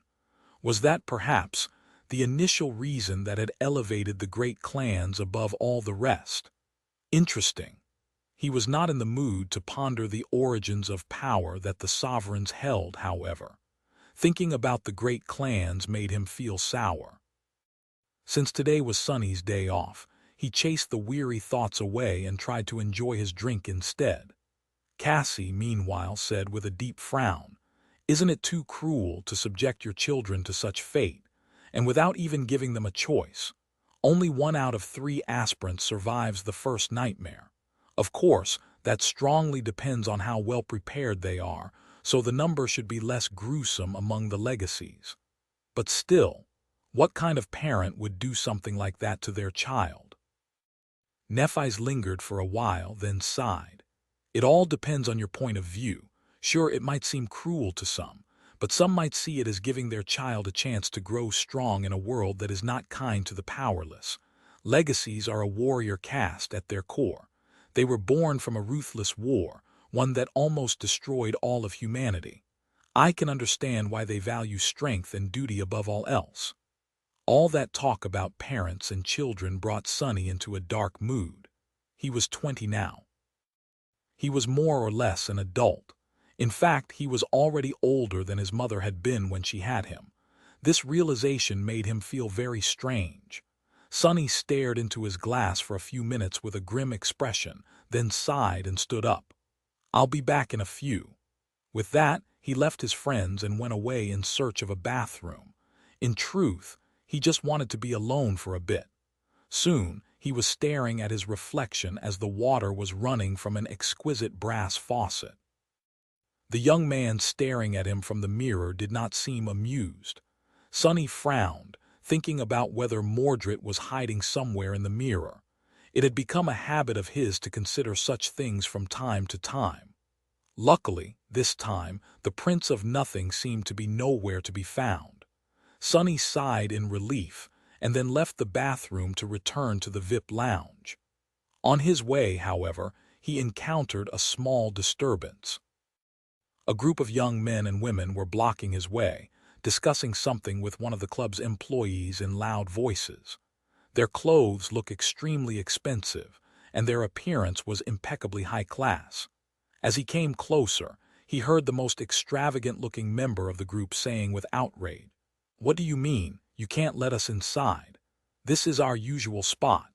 I can see from here that there's plenty of room left in the lounge. The beautiful ladies inside wouldn't mind some company, I'm sure. Actually, I am willing to bet that my friend and I can show them far greater time than their present companion." The hostess looked at him and said in an awkward tone, "Sir, I am very sorry, but the whole VIP lounge was reserved by the esteemed guests." The young man scoffed. "Esteemed guests? Do you even know who I am? I sincerely doubt that anyone in this ramshackle parlor of yours has more esteem than I." Sonny sighed, approached the group of young people, and patted the loudmouth on the shoulder. The young men looked down in confusion, then frowned. "I suggest you unhand me, friend. What do you want?" Sonny smiled. "Relax, buddy, I just want to give you a small piece of advice." He hugged the young man with one arm, turned him to face the VIP lounge, and pointed at Nephi's Cassie, Effie, and Kai, who could barely be seen from that spot. "Do you see these people? Do you know who they are?" The loudmouth scowled, then thought for a moment and asked with curiosity, "Oh, you know these beauties. Who are they?" Sonny's grin grew wider. "Well, let me tell you. They are all experienced murderers and killers. I once saw the tall one tear a fallen beast apart, devour its meat, and gnaw on its bones.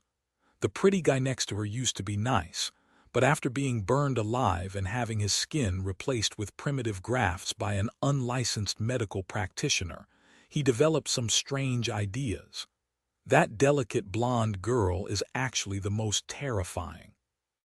There are 50 powerful awakened that follow her around like lost puppies and eat from the palm of her hand, all willing to obey her commands.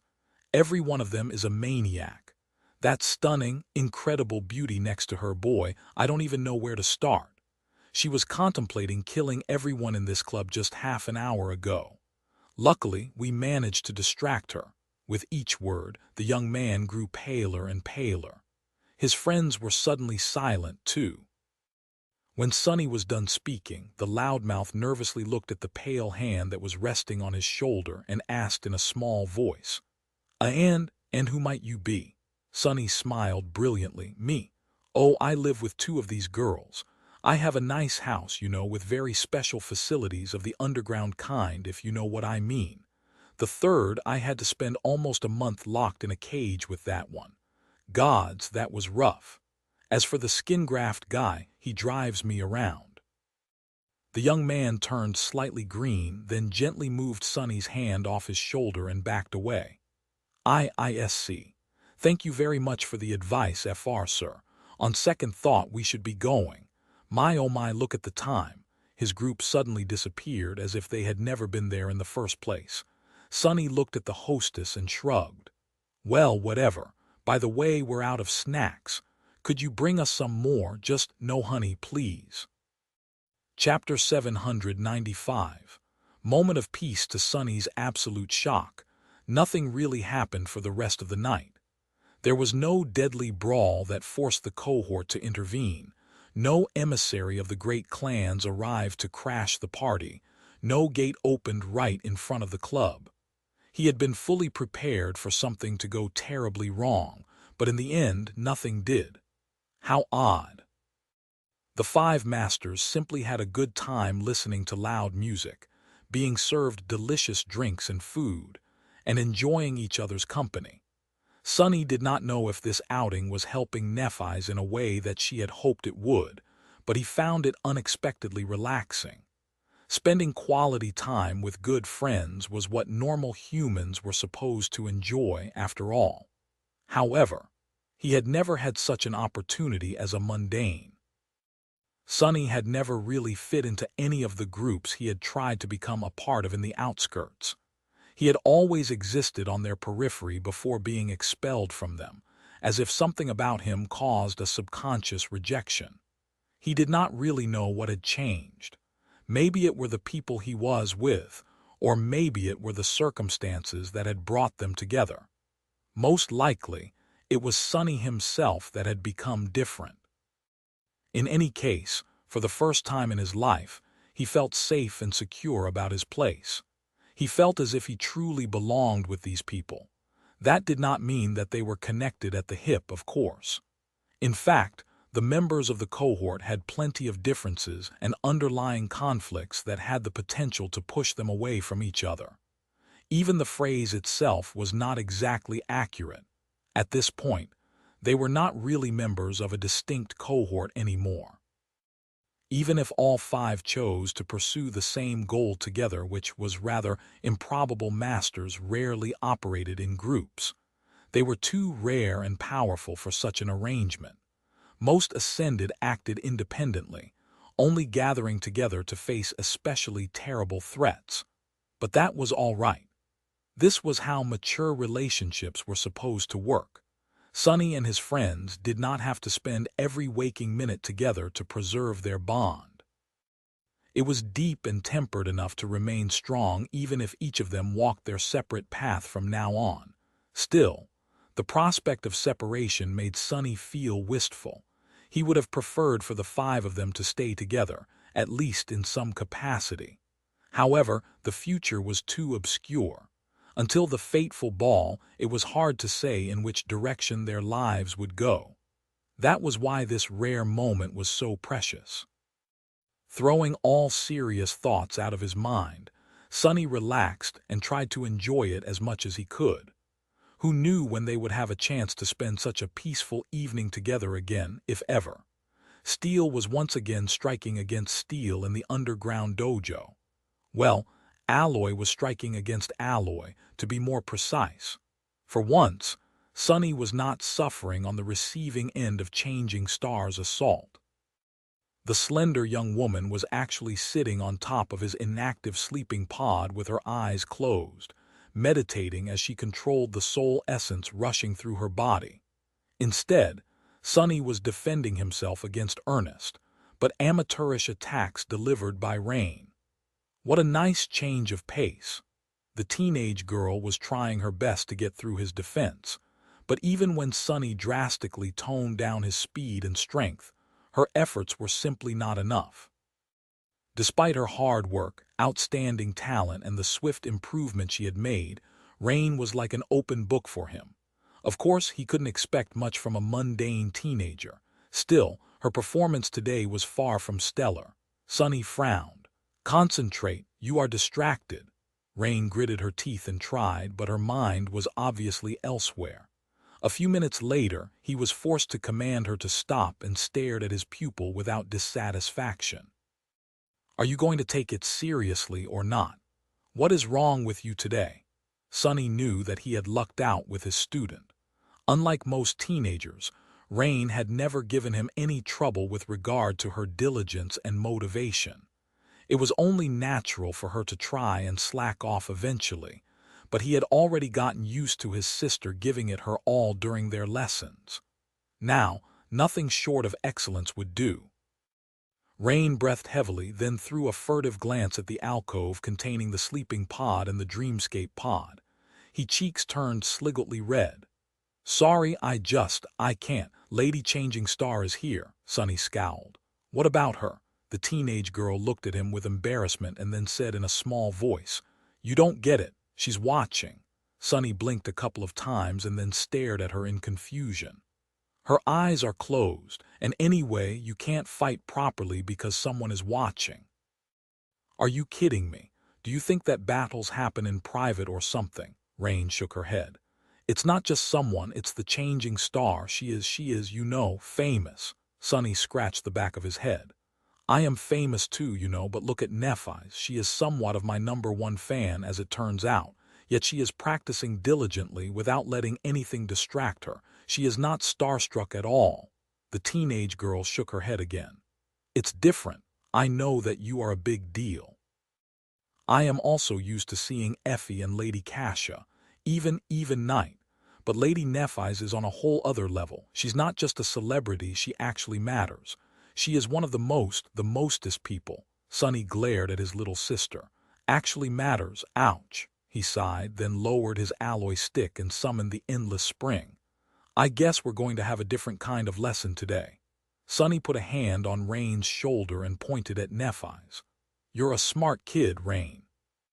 Your father works for the government. You should be able to separate truth from propaganda. Sure, Neff is an extraordinary individual, and she achieved a lot of incredible things. But she is just a human. All that stuff that is clouding your head is just an illusion that other humans created to shove an uplifting narrative down the population's throat. You can't be that gullible and believe in things that aren't real." The teenage girl remained silent for a bit, then frowned. "But these things are real. Whether they are true or not, people believe in them, so they're real." Chapter 796. Real Deal. Sonny tilted his head a little. "What do you mean?" Rain glanced at him and shrugged. "It is because my father works for the government that I know this stuff. Well, let's say that millions of people believe that Lady Nephi's is the hero that is going to lead humanity to conquer the fourth nightmare. It doesn't matter if she truly is. As long as people believe it, she has influence over them. Her image might be an illusion, but that influence is real, which means that her power is also real. Do you understand?" He stared at her in bewilderment. "So, you are saying that just because someone decided to make Neff into a powerful hero and manipulated people into believing that she actually became one?" Rain nodded. "Think about it. If Lady Nephi's decides to appear in public tomorrow and appeal for people to take arms and join the government army, tens of thousands of new recruits will answer the call. Maybe even hundreds of thousands. How can something that can affect hundreds of thousands of lives not be real? So, she is different from a celebrity like Knight or a master like you. She is the real deal." Sonny scratched the back of his head. "Why am I getting schooled by my student? About lies and deceit of all things?" The worst part of it was that Rain made a lot of sense. Power was an elusive concept, so was the difference between the real and the unreal. It was easy to point at an object and say that it was real. One could see it, touch it, and break it. But what about less tangible things? Was friendship real? Or love? Or belief, for example? If belief in something could affect millions of people, cause them to throw themselves into a war, persecute a group of individuals, or build incredible miracles of architecture, it was indeed stupid to say that the thing they believed in was not real. Since it was able to exert influence on the real world, the object of their belief stopped being an illusion and became something different. Something like a deity. Sonny frowned. "What the hell am I thinking about?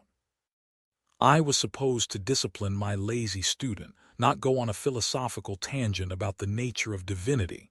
It did not apply to actual gods anyway. When they had been alive, the gods did not care about who believed in them and why. Why would they if their power had been born long before humanity even existed?" At that point, Nephi suddenly turned her head and said without opening her eyes, "You talk too much. Keep swinging that sword, Rain." The teenage girl flinched and obediently raised her weapon. "Yes, Lady Nephi's." Sonny opened his mouth.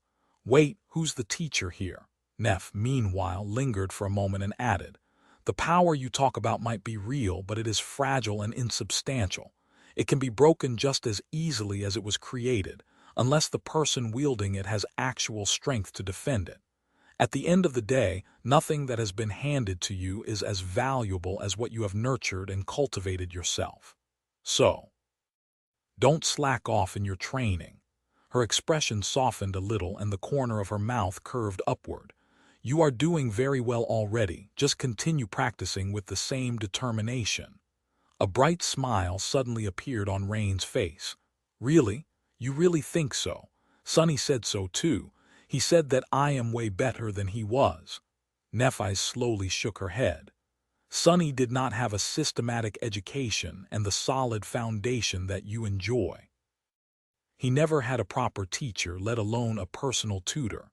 And yet he has achieved so much in such a short time. You are far from his level for now. Even if you catch up to his corresponding accomplishments, it won't be enough. With your background and advantages, the only acceptable result is to surpass them. Sunny scoffed. Yeah, no way that happens. Rain threw an angry look at him and then said defensively, but I am not even a sleeper. I don't have a soul core and an aspect. I can't do what he did. Neff opened her eyes and looked at the teenage girl somberly. It doesn't matter if you are an awakened, a sleeper, or a mundane human. Chances are you won't even be infected by the spell. That doesn't mean that you have an excuse to remain weak. In fact, that only makes your need to grow stronger more dire, she sighed. Most people in this world are mundane, and yet they face the same dangers. I've known many brave individuals who did not possess supernatural strength or a powerful aspect. It takes a lot of courage to resist the tyranny of the spell without them. Those people might have not wielded weapons or fought on the front lines of this war, but they were more courageous than most awakened I've seen. And the impact they made was no less real. Nephi's closed her eyes again and resumed cycling her essence. Strength is strength. Whether you become an awakened or not, you'll need it. Train earnestly. Don't let my presence distract you. Sunny felt like he urgently needed to say something. He cleared his throat and looked at Rain solemnly. Yeah, this world is not kind to the weak. Well, you know this wasn't that the reason you asked me to train you in the first place, so stop staring at Neff and get to work. The teenage girl hesitated for a few moments and then bowed. Thank you, Grand Teacher. Sunny ground his teeth. What? Why don't I get a thank you? What the hell? The alloy stick in his hand came to life, shooting forward to strike Rain on the shoulder. However, the girl had not let down her guard. Reacting with surprising speed, she sidestepped his attack and deflected the stick with her training sword, then counterattacked. Sunny almost got hit in the nose. He hid his surprise and continued pressuring his student. Well, whatever just happened appears to have worked. Rain did not seem distracted anymore, at least. Chapter 797. Different side on a cold winter morning.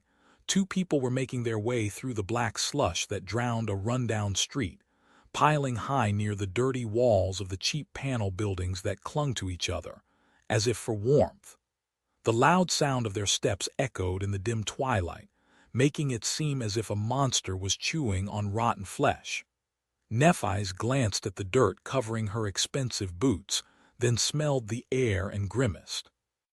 Adjusting the collar of her white coat, she then glanced at Sunny and asked, "Why are we here exactly?" He shoved his hands into his pockets and shrugged.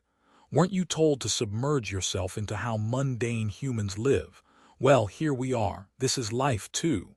He gestured at the ugly landscape that surrounded them and sighed. After several years, Sunny was back in the outskirts. Brings back memories. In the aftermath of the collapse of old humanity, ravages of war and natural cataclysms made most of the planet uninhabitable. To exist in relative safety, people had to congregate in large cities like the one he had grown up in, the Northern Quadrant siege capital. Everywhere else was either drowned underwater or looked like a desert. Of course, life persisted. Some trees and plants were still clinging to life.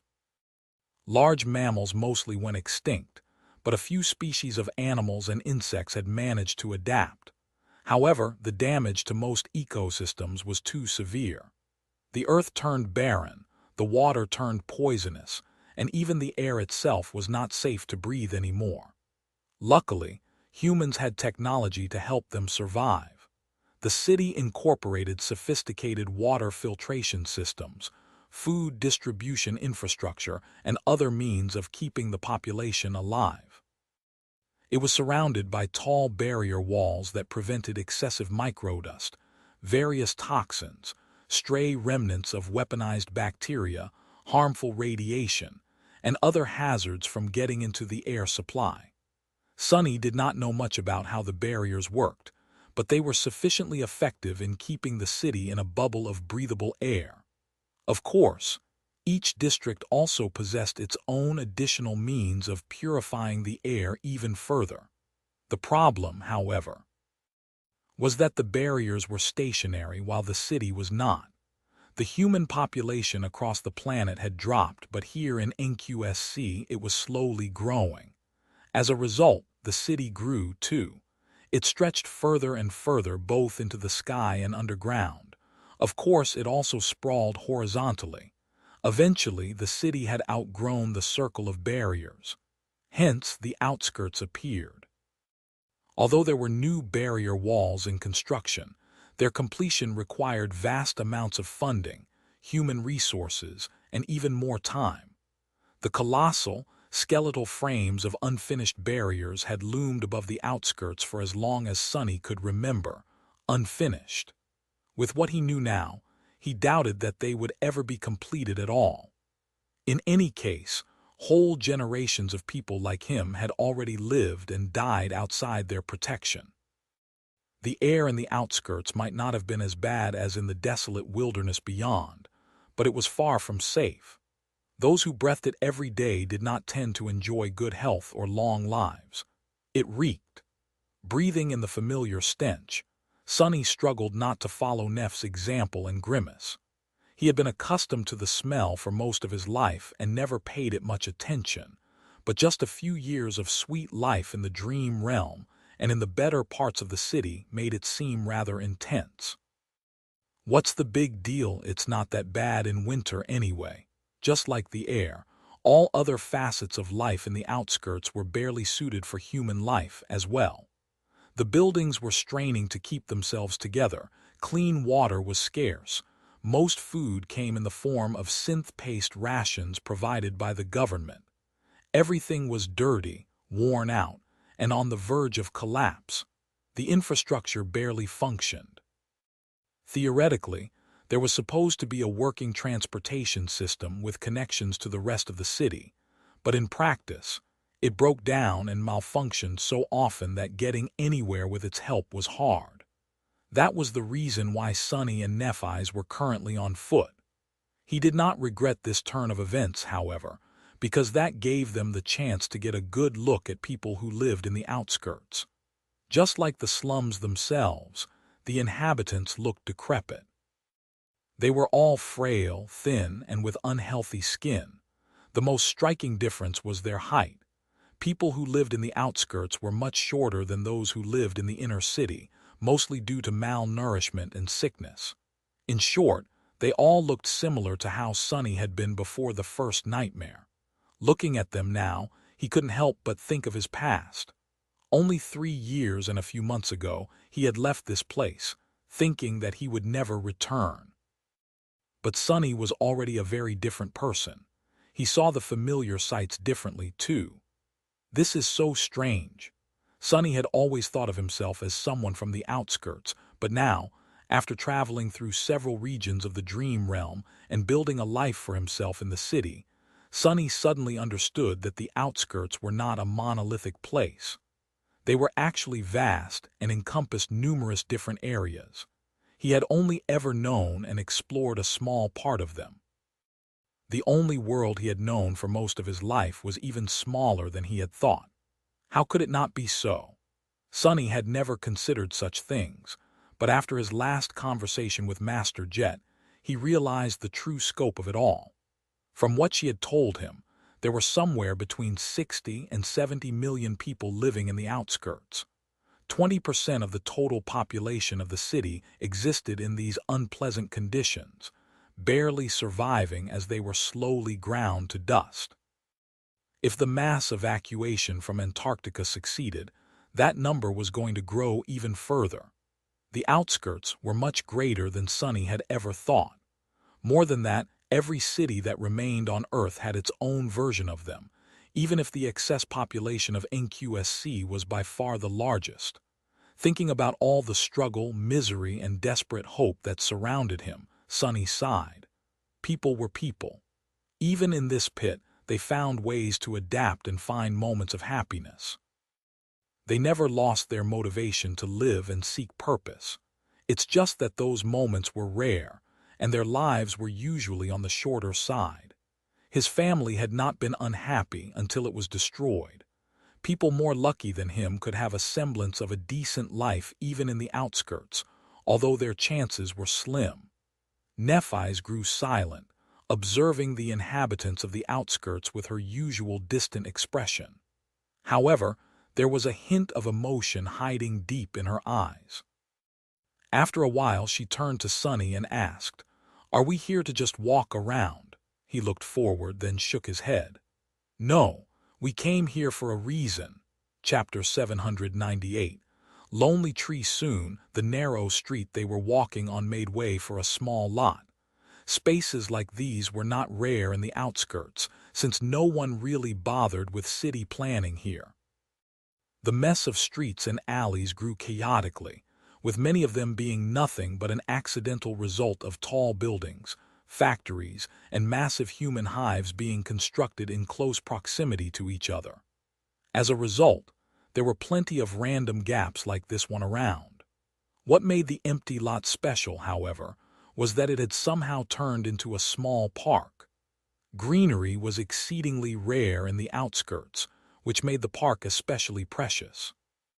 The modest space in front of them was currently covered by dirty snow, but come spring, patches of real grass were going to appear from beneath it.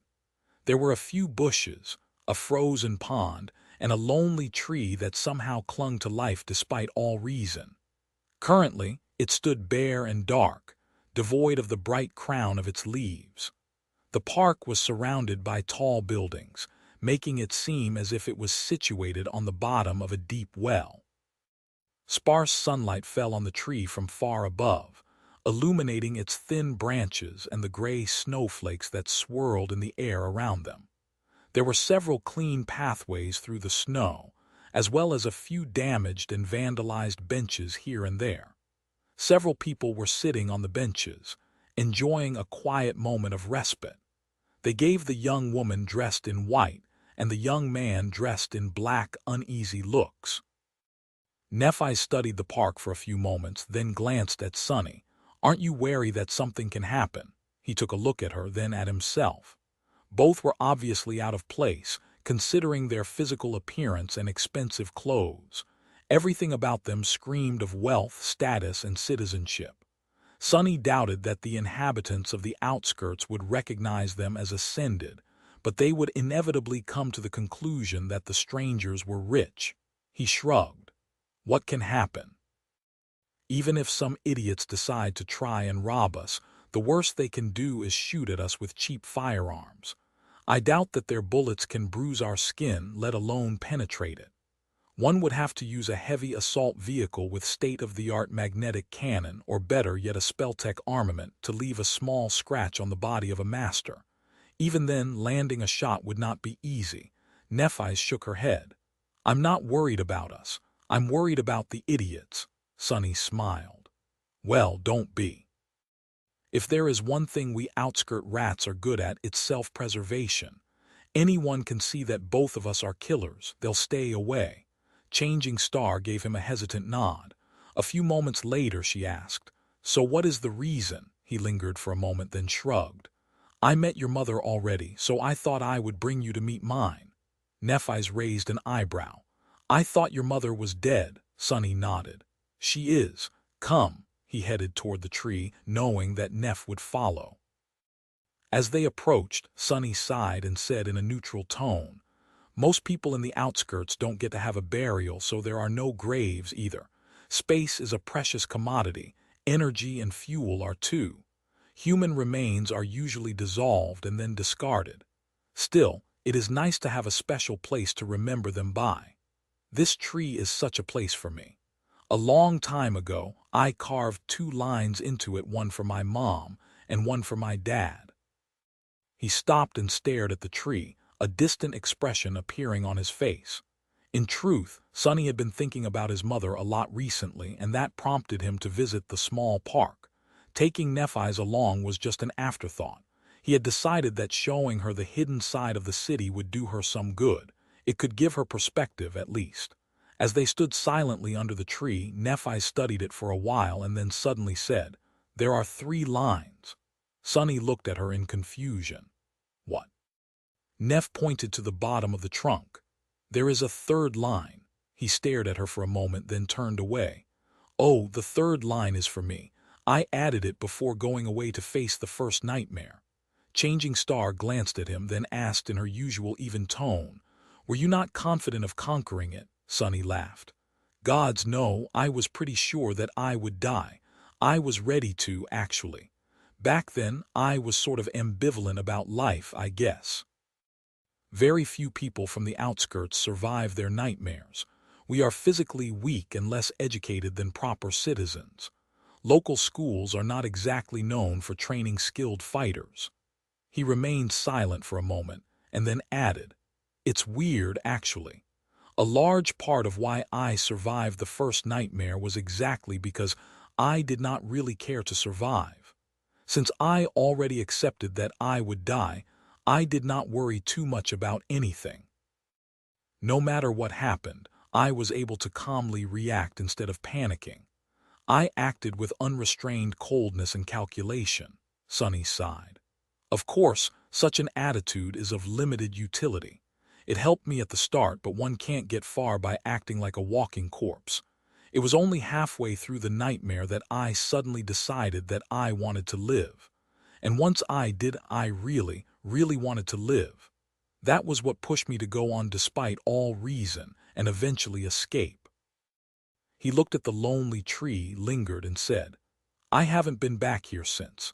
When I was carving the 3rd line for myself, I had no idea that I would return one day as a master, let alone one with the special strategic asset designation and enough value to make both the government and the great clans fight over me." Sonny shook his head and grinned. "What a strange turn of events, huh?" Chapter 799. Outskirt Rat. They stood silently under the tree for a while. Eventually, Nephi's looked at him and said evenly, "You did well." Sonny glanced at her with a pale smile, then nodded. "I guess I did, didn't I? My mom would have been very happy. If she was alive, that is. I am healthy, well-fed, and have a house in a good part of the city. I even found a student. These things might not sound like much to you, but to her, they would have been like a dream." He turned to the tree and added after a short pause, "I don't really remember my dad too well because I was too little when he passed away. But my mom, I remember her perfectly. She was like a ray of sunshine. The strangest thing, though, is that when I was a kid, she was the whole world to me. I thought that she knew everything, could do anything. But now I realize that she was barely older than we are. She was more or less a kid herself." Nephi's looked at him and said, "But we aren't kids." Sonny tilted his head, then shrugged. "That is true, I guess. We are adults, which is a strange thought. I don't really feel very different from how I was before, at least not in terms of being confident and knowing what the hell I am doing." Changing Star sighed, then shook her head a little. "That is because you have been an adult for a long time. People like us have to grow up early." Sonny thought about it for a moment. "I don't know. I have a suspicion that when I look back on today in a decade or so, I will be dismayed by how big of an idiot I was." Nephi smiled with the corner of her mouth. "That has nothing to do with adulthood." He spared her a short glance and scoffed. "That was the point where you were supposed to say that I am not an idiot, you know." She stared at him with a deadpan expression, then said in her usual tone, "I know." Sonny couldn't help but laugh. "Anyway, I don't really understand why I wanted to come here. I guess I expected to feel something, and I do. It's just not what I thought I wowls feel." Nephi's lingered for a few moments. Eventually, he said with a hint of hesitation in her voice, "Do you maybe want to say something to your mother?" Sonny lingered for a while, then shook his head. "What is the point? She is dead, and the dead can't hear anything. They are simply gone. They only exist in the memories of the past. I would rather concentrate on the future. Despite the fact that he had achieved many things that his mother would have wanted for him, it had not been without a cost. His house, his wealth, and the fridge full of food he had back home were only one side of his life. The other side was full of dire things like the sovereigns, the obel scale, and Nephis. His bond with her was a dire thing, too. His future was not cloudless at all. The past few weeks had been some of the calmest and most enjoyable in Sonny's life. He had mostly been in Neff's company, doing nothing but training and spending time with her. He had hidden his head in the sand and refused to think about all the troubles that loomed on the horizon. That pleasant time was coming to an end. In a few days, Nephis was going to finally leave to face the Fire Keepers. About a week after that, they were going to accept Clan Valor's invitation and attend their ball. After that, everything was going to change. Their futures were going to be decided on that day. Sonny found himself standing at a crossroad, not knowing where any of the roads actually led. Even worse, he was not the only one making the decision on what turn to take. All of it was so tiresome. He sighed, then walked over to the tree and touched it for a brief moment. "Hey, Mom, it's me. I am doing well, I guess. Rain is well, too. She looks like you very much. You would have been really proud of her." Sonny felt rather stupid at that moment, but at the same time strangely soothed. He hesitated for a few seconds and then thought, "Anyway, I don't think I will be able to visit again for a long time, not that you're really here. Oh, that young woman right there is Nephis. She is well, it's complicated. In any case, I think you would have liked her. I have several other friends, too, so I am in good hands. You don't have to worry about me." With that, he stepped back, looked at the lonely tree one last time, and turned away. "Let's go." As they walked away, Neff looked at him and asked tentatively, "Are you all right?" Sonny smiled crookedly and shrugged. "Of course. Why wouldn't I be?" She opened her mouth to say something, but at that moment several figures suddenly appeared from behind a corner, surrounding them. They were all dirty and disheveled, looking like typical outskirts thugs. The leader, a muscular man with a chemical scar on his face, pointed a kinetic handgun at them and grinned. "Not so fast, lovebirds. Rich kids like you really should think twice before coming to where you don't belong." Sonny silently palmed his face. "So why don't you give us your communicators and other valuables before something bad happens? Damn it, this is so embarrassing." Before the thug was done speaking, Sonny appeared near him, grabbed the barrel of his gun and squeezed gently, turning it into a deformed steel pancake. The muscular man stared at his weapon in shock, then suddenly let go of it and jumped back. "Awaken! Run!" The thugs all froze for a second, then paled and dashed away, disappearing as fast as they had appeared a few moments ago. Sonny was left standing with a broken gun in his hand. He sighed heavily, then threw it into a rusty trash container that stood a couple dozen meters away. The gun clanked against its edge as it disappeared inside. Unbelievable. The most disheartening thing about it all was that he knew the leader of the thugs. Growing up in this area of the outskirts, Sonny had run into this particular gang more than once, something being mistreated by them, something running small errands for the thugs in hopes of earning some food. And yet none of them had recognized him, instead mistaking Sonny for a rich city kid. He looked at Nephis and cleared his throat. Sorry about that." She shook her head. "No need to apologize." Sonny hesitated for a moment, then shrugged and continued walking away from the park. "I guess I am really not an outskirt rat anymore." Chapter 800. Facing the music, a few days passed in pleasant tranquility. Eventually, however, the time ran out. Nephis gathered her things and left for the Immortal Flame Manor, leaving Sonny alone. It was a bittersweet feeling. Sweet because he finally had the house for himself once again. Bitter because, well, Sonny was not sure that he enjoyed his home being so empty anymore. Nevertheless, he had chosen not to follow her to join the rest of the cohort yet. Sonny felt like the looming ball was going to change a lot of things, and had to prepare a few contingencies. If the worst happened, there was a big possibility that he would be gone for a very long time again. There were several things he had to do, just in case. His lecture course at the academy had just started, but at this rate, it was under threat of ending prematurely.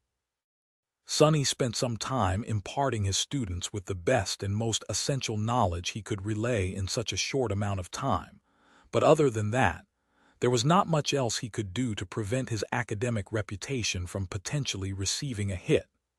Luckily, all masters led hectic lives. The administration was long accustomed to their star lecturers disappearing for months on end without much of a warning, so his case was not unique. His second worry was the brilliant Emporium. The memory store was already in a difficult position because of the invisible blockade that had prevented Sonny from visiting the dream realm and hunting down nightmare creatures for half a year. Their inventory was running low. In the past 6 months, Sonny had slowly shifted his business in the direction of selling memory versions of mundane items that he weaved. That was not a straightforward endeavor, however. Sure, the idea of having a toothbrush memory sounded pleasant. But he had to use a soul shard to create one. Considering how expensive soul shards were in the real world, the price of a simple toothbrush would have been simply unreasonable. So, after thinking for a while, Sonny had come up with a strategy of shifting his focus from necessities and toiletries to luxury items. That way, he could price them high enough to earn more than the price of a soul shard. Rich clients already had access to mundane items in the dream realm due to their connections to masters and saints, but were willing to pay a lot for the convenience of having various luxuries readily at hand. So, Sonny spent a few days painstakingly creating an especially large batch of these extravagant memories, and then met with Aiko to transfer them. After thinking for a while, he gave her a strange set of instructions. Sonny wanted the brilliant Emporium to stock up on as many memories that provided either warmth or resistance against cold as possible. The second priority went to memories that could serve as a source of light, which were usually cheap and plentiful. He also told Aiko to sell every soul shard they had left. The reason behind this decision was simple: the approaching disaster in Antarctica. Once the government announced the voluntary mobilization, a lot of people were going to need to equip themselves for the harsh realities of polar night. The large amount of opening gates would also flood the market with soul shards, probably crashing their price to a certain extent. In any case, he hoped that the brilliant Emporium would survive for a while thanks to these measures, should something happen at the ball. Lastly, there was Rain. His sister was going to turn 16 in a few months, which meant that Sonny had very little time left to prepare her for the potential first nightmare. On the other hand, there were not a lot of things left that he could teach her. Of course, Rain still had a lot of room to improve, but at that stage, Sonny's presence was only of marginal use. What she really needed to do was to truly internalize and assimilate the skills and knowledge that he had already imparted to her. While Sonny could help his sister along, most of the work had to be done by Rain herself. Still, he used the week before the ball to the fullest extent. The teenage girl might have been sour about how intense their lessons suddenly became, but it was for her own good. She was already better prepared to face the nightmare than he had been by far. Whether or not that would be enough, he did not know. Other than these 3 things, there was not a lot for Sonny to do. He prepared his home to go into conservation mode in case he did not return from the ball. He restocked the covetous coffer with various supplies for a long expedition. He fought against Saint to clean the rust off his battle instincts. He tinkered with his memories for a bit, trying to improve them. All of these preparations might have been for nothing, but Sonny was more willing to be wrong than to be unprepared. Finally, the fateful day came. Wincing at the thought of how much money he had spent on that thing, Sonny donned a stylish black suit and briefly looked at himself in the mirror. The bespoke attire had been made by a luxury establishment that serviced many prominent legacies and incorporated the most rare and durable materials, many of them coming from the dream realm. The suit was made in the style that many awakened preferred, existing somewhere between the modern fashion and the more antiquated aesthetic that memories adhered to. It was elegant and fitting, including a stylish half-cape and tall leather boots. Even though Sonny had said a few strong words to Kai during the fittings, now that he looked at himself, he could not deny that he looked rather good. Sonny lingered for a few moments, then sighed. "Let's face the music, I guess." With that, he briefly circulated essence through the coils of Soul Serpent, wrapped 3 of the 4 shadows around his body, and walked outside. His carriage, in the form of a luxury PTV, was already waiting. Shadow Slave Audiobook by Kevin, Chapter 801. Distinguished guests, 5 of them, sat inside the sleek PTV, watching as the streets of the city flew by. Sonny was not the only one who had donned an extravagant suit. Kai was wearing an even more stylish attire, radiating so much grace and elegance that the interior of the moving vehicle seemed almost electrified. Cassie had chosen a simple but flattering gown of soft colors. Her bracelets and jewelry were picked to match the silver half-mask that she wore like a crown. The familiar blue-green cloak was draped around her shoulders. She was holding the quiet dancer by the scabbard as if it was a cane. Effie wore a white tunic with tasteful gold accents. There was a golden laurel resting on her head, with similar bracelets and anklets accentuating its sheen. With her olive skin and toned physique, she looked like an ancient goddess. The huntress seemed to be enjoying herself as she sipped champagne from a tall glass. Nephis chose to wear a more practical attire, which was nevertheless equally splendid. Her nightly suit consisted of black trousers, a black doublet with silver embroidery, and a pristine white cape. The simple band of the crown of dawn accentuated the steely gray of her striking eyes. Her hands, clad in white gloves, rested calmly on her knees. All of Sonny's worries about how pompous he looked in his expensive suit disappeared.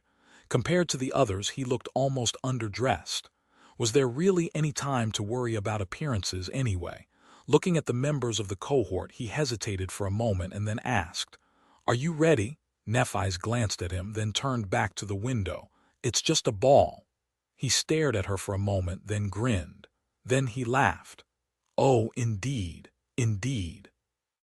Soon, the PTV left public streets and entered the road that led to the stronghold of the Valor clan.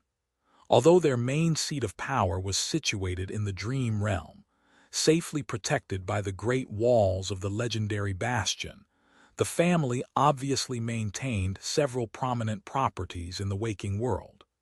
This one resembled a hybrid between an embassy and a sprawling fortress. The complex took enough area in the center of the city to be considered a separate district and encompassed a multitude of buildings, most of them just a few stories high. More floors, of course, were situated underground, where the bulk of activity took place. The purpose of the buildings ranged from serving as residences for the members of the clan and retainers to training centers for the household troops, research facilities dedicated to various applications of spell tech, and everything in between. Just like Nephis had said, a legacy clan was not just a handful of people united by a bloodline. It was a large organization that, in the case of Clan Valor, included thousands upon thousands of people from all walks of life. The fortress also housed vaults where the sleeping pods of those awakened who either belonged to or served the great clan were located, so security measures were nothing short of exaggerated. Sonny himself could see and feel plenty of sentries, both mundane and possessing greater powers. Judging by a slight frown that appeared on Kai's face, there were plenty more that he had failed to notice. The complex was fully prepared to face any kind of attack, be it a manifestation of a nightmare gate or a sudden assault perpetrated by the forces of rival clans. On one hand, that made Sunny feel safe. On the other hand, escaping this stronghold would not be easy. Let's hope I won't need to. Other than that, the aesthetics of the complex were very pleasing to the eye. There were plenty of trees and grass around, with architecture that did a great job of hiding the utilitarian and militaristic design of the sprawling fortress. In fact, if Sunny did not know any better, he would have thought that he was in the middle of a blissful garden district that was meant for people to relax in peace and tranquility. Living here must have been very nice. Chances were he would have an opportunity to experience that life rather soon. Yeah, as if that would happen. Sunny glanced at Nephi's and then turned away, his face darkening. A few minutes later, their PTV approached the center of the complex, where a grand structure stood, illuminated by bright spotlights. He felt a bit of awe when he noticed that it was built of stone blocks similar to those that Bastion itself consisted of. This hinted at the fact that the stones were brought to the waking world from the dream realm. Considering that only powerful masters and saints could transport matter between two worlds, the cost of the Great Hall was nothing short of astronomical. He could hardly imagine a more impressive and effective proclamation of wealth and power. The great clans really knew how to set the stage. The walls of the hall were decorated by vermilion banners that stretched from its roof to the very ground, each bearing the image of an anvil pierced by a sword. A red carpet led from the grand stairs to the road, where a row of similarly luxurious PTVs were parked, slowly moving as their distinguished passengers disembarked.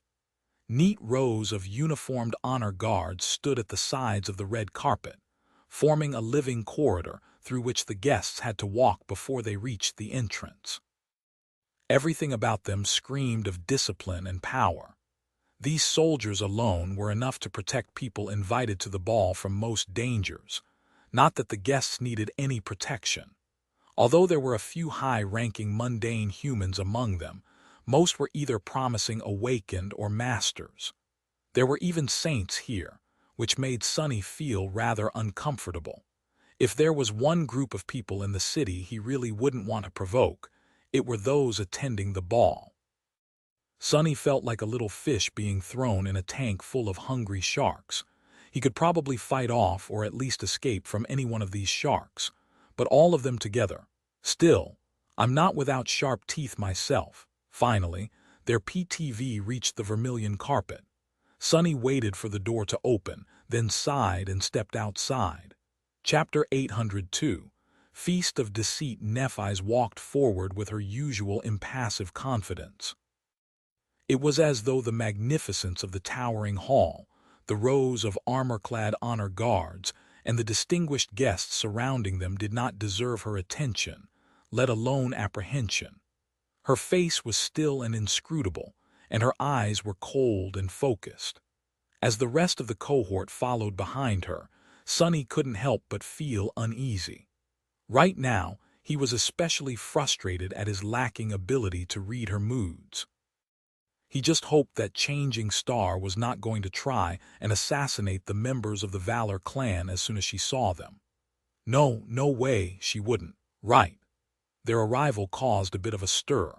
Many eyes were suddenly directed at the 4 members of the cohort, but it was nothing compared to how many people were staring at Nephi's, either openly or in secret.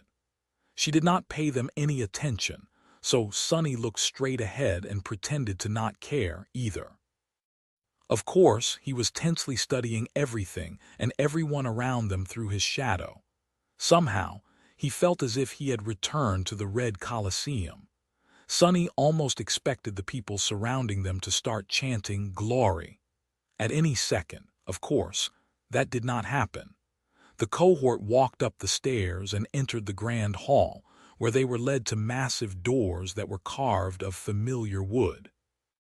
As the doors opened into a vast chamber full of exquisitely dressed people, a loud voice announced, "Lady Changing Star of the Immortal Flame Clan, Ascended song of the fallen, ascended raised by wolves, ascended nightingale, ascended sunless. For a moment, every conversation in the hall paused. Everyone turned to look at the new arrivals. Sonny frowned. The amount of pressure that crashed into him was enough to make a mundane person kneel. It was not that the guests were consciously exerting it, just the side effect of so many powerful people being gathered in one place. Just at first glance, he identified nearly 100 masters and a handful of saints in the crowd, with each of the latter basically glowing like a beacon of power in the sea of people, surrounded by a small island of empty space. A very large chunk of humanity's defensive capabilities were gathered in this hall. If Sunny was pressured, then Nephi's must have felt as if a mountain landed on her. And yet she did not bat an eye. A wave of whispers rose, barely audible in the harmonious hum of relaxing music. "It's her." "What? Changing star is here. Look, look, it's the heiress of immortal flame." Even among the absolute elites, Neph's status was immense enough to create a commotion. The other 4 members got a lot of attention, too, as the brightest stars of the younger generation of Awakened. Both their SS designations and the rapid speed of their ascension made them noteworthy people. Subjected to hundreds of gazes, Nephi's nodded curtly and walked toward the tables that offered drinks and refreshments. As she did, the arrival of another guest was announced, causing the excitement of the crowd to subside a little. Sunny felt incredibly awkward. "So, what do we do now?" Kai simply smiled. "We don't have to do anything, really, before the host arrives and commences the ball. Usually we would use this time to walk around and socialize, but in this case there is no need. Everyone will come to us. So, just enjoy yourself, smile, and answer politely if someone addresses you." Sunny shifted his shoulders. That is terrible advice. How was he supposed to enjoy himself and smile, knowing what was at stake? As for being polite, politeness often required a person to lie. What was he supposed to do if someone asked him a question that demanded a rude answer? Luckily, he had nothing to fear. Very soon, a stream of people started to approach them, somehow making it seem as if they all just happened to walk by. However, all their attention was concentrated on Nephi's. Barely anyone spared a moment to chat with the other members of the cohort, and even then, Sunny was the last in line, which suited him fine. "Lady Changing Star, it is an honor to meet you. You made us all proud, young lady. I was actually friends with your grandfather. I once fought a battle side by side with your parents. The memory of their valiance was forever etched into my heart. Everyone wanted to, if not become friends, then to at least establish a connection with the daughter of the hallowed clan that seemed to be rising from the ashes."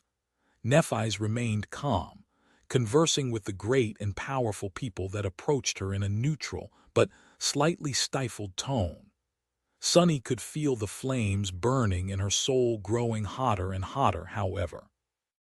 She was filled with masterfully suppressed rage. Well, he would be too. All these well-wishers could not wait to share the tales of how highly they valued and admired her parents and grandfather. And yet, they had been perfectly fine to do nothing when the Immortal Flame clan needed help. None of them had raised a hand to help Nephi's when she was young, weak, and being hunted by the assassins of the hidden rulers of the awakened society. It was only now that she had become ascended, and an absolutely outstanding one at that they remembered past friendships and tried to ingratiate themselves to her. Their smiles and pretty words were worthless. Their friendship was worthless. This was all just a big charade. Sunny observed the elites with a bit of bewilderment. Were they all such shameless liars, or did they actually believe their own lies? In any case, this feast of deceit was nothing short of delectable, if only it was not so amateurish. After a while, he suddenly felt a cold shiver running down his spine. Turning his head slightly, Sunny noticed a familiar face. An exquisitely beautiful woman in a dazzling dress the color of red wine was approaching them. She was graceful and elegant, with a supple figure and full scarlet lips. Her most striking feature, however, was her skin. It was gray like stormy clouds, smooth like silk, and devoid of any imperfections. The woman smiled, revealing perfectly even, pearly teeth. "Lady Nephi's, I am so glad to see you again." Changing Star looked at her and lingered for a moment. Then she said, "Sation, I am glad to see you as well." Chapter 803. Friendly reminder. Sation, the former lieutenant of the Bright Lord Gunlog and leader of the Handmaidens, was standing in front of them with a calm smile. Sunny had not seen her after the tumultuous escape from the Forgotten Shore, where she had held the line as the commander of the second defense bulwark of the Dreamer Army. He had thought that becoming a master would make him less susceptible to her presence, but it did not. Her striking beauty, her exotic looks, and the aura of mystery that surrounded Sation were just as compelling as ever.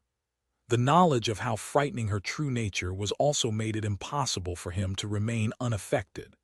Not to mention the most important fact of all, Sation was one of the adopted daughters of Kai Song, the ruler of the great Song clan and one of the three sovereigns. If anything, knowing more about her background only made Sunny pay the beautiful woman extra attention. "What the hell is she doing here?" Sation, meanwhile, looked at the other members of the cohort and said with a small but seemingly sincere smile, "Athena, Kai, Kasha, Sunless, it is good to see you doing well too." Effie gave her a long look, then shrugged. "Likewise, how have you and your girls been?" After the return from the Forgotten Shore, half of the members of the former Dreamer Army had decided to follow Cassie and became known as the Fire Keepers. Of the remaining half, most had chosen a different path, either remaining independent like Sunny and Aiko or joining various legacy clans. All the surviving handmaidens, however, had followed Sation back to Song. Just like that, the great clan had not only received its lost daughter back, but also earned the utmost loyalty of a dozen extremely promising recruits. Come to think of it, that might have been one of the reasons why Valor wanted to gain the allegiance of the Fire Keepers so badly. A group of exceptional and supremely battle-hardened awakened might not have been able to change the balance of power between the two great clans immediately, but in a few years, when the survivors of the Dreamer Army started becoming masters or maybe even saints, eventually that could easily change. Sation responded in a serious tone, "We are doing well.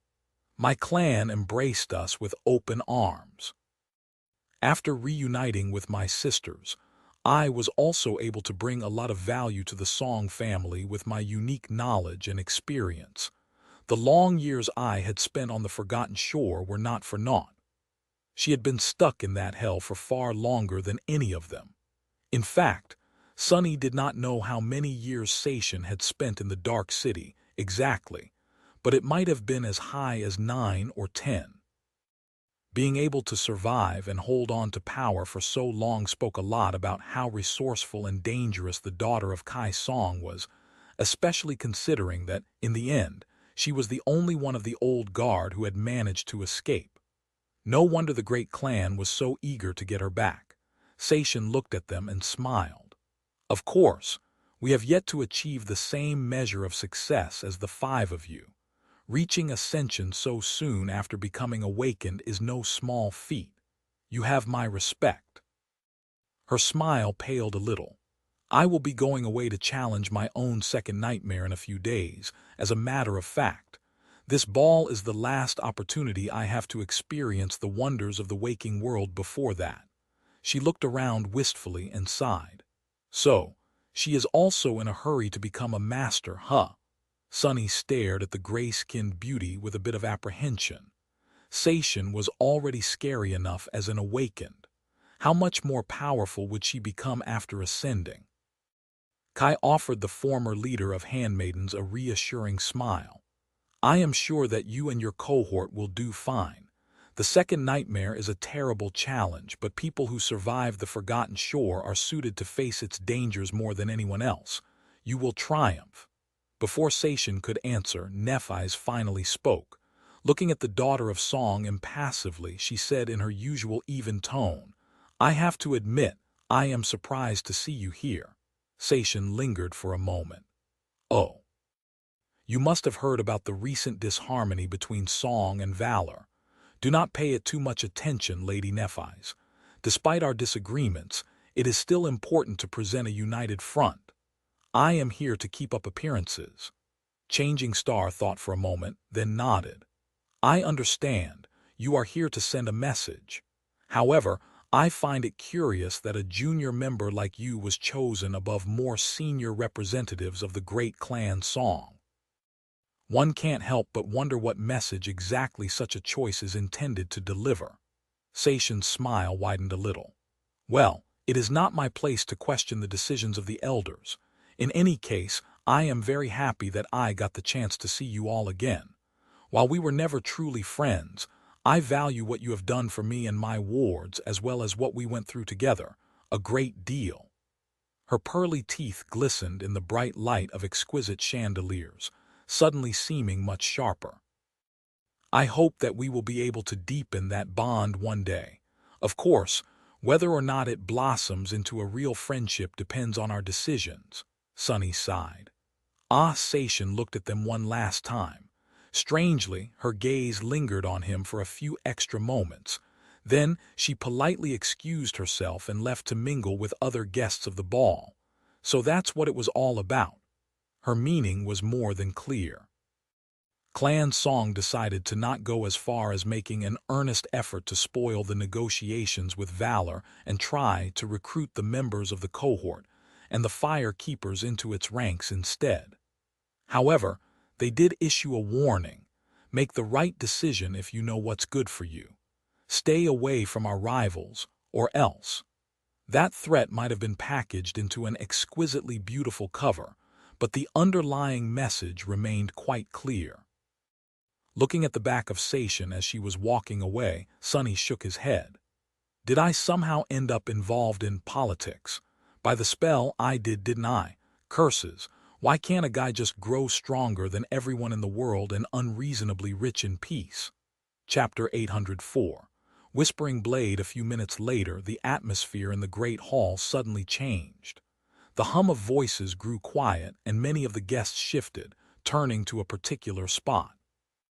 As Sunny watched, a tall figure appeared on a wide balcony above them. The man was strong and severe, with a sharp face and even sharper, cold eyes. His black hair was touched by silver at the temples. He was wearing an elegant attire that somehow looked like a suit of impregnable armor despite being made of nothing but black fabric. His vermilion cloak moved slightly, as if touched by invisible wind. As soon as the man appeared, Sunny felt a considerable pressure descending on the hall. The dignified stranger radiated so much power and authority that it was hard not to admire him or fear him. He was a saint, without a doubt.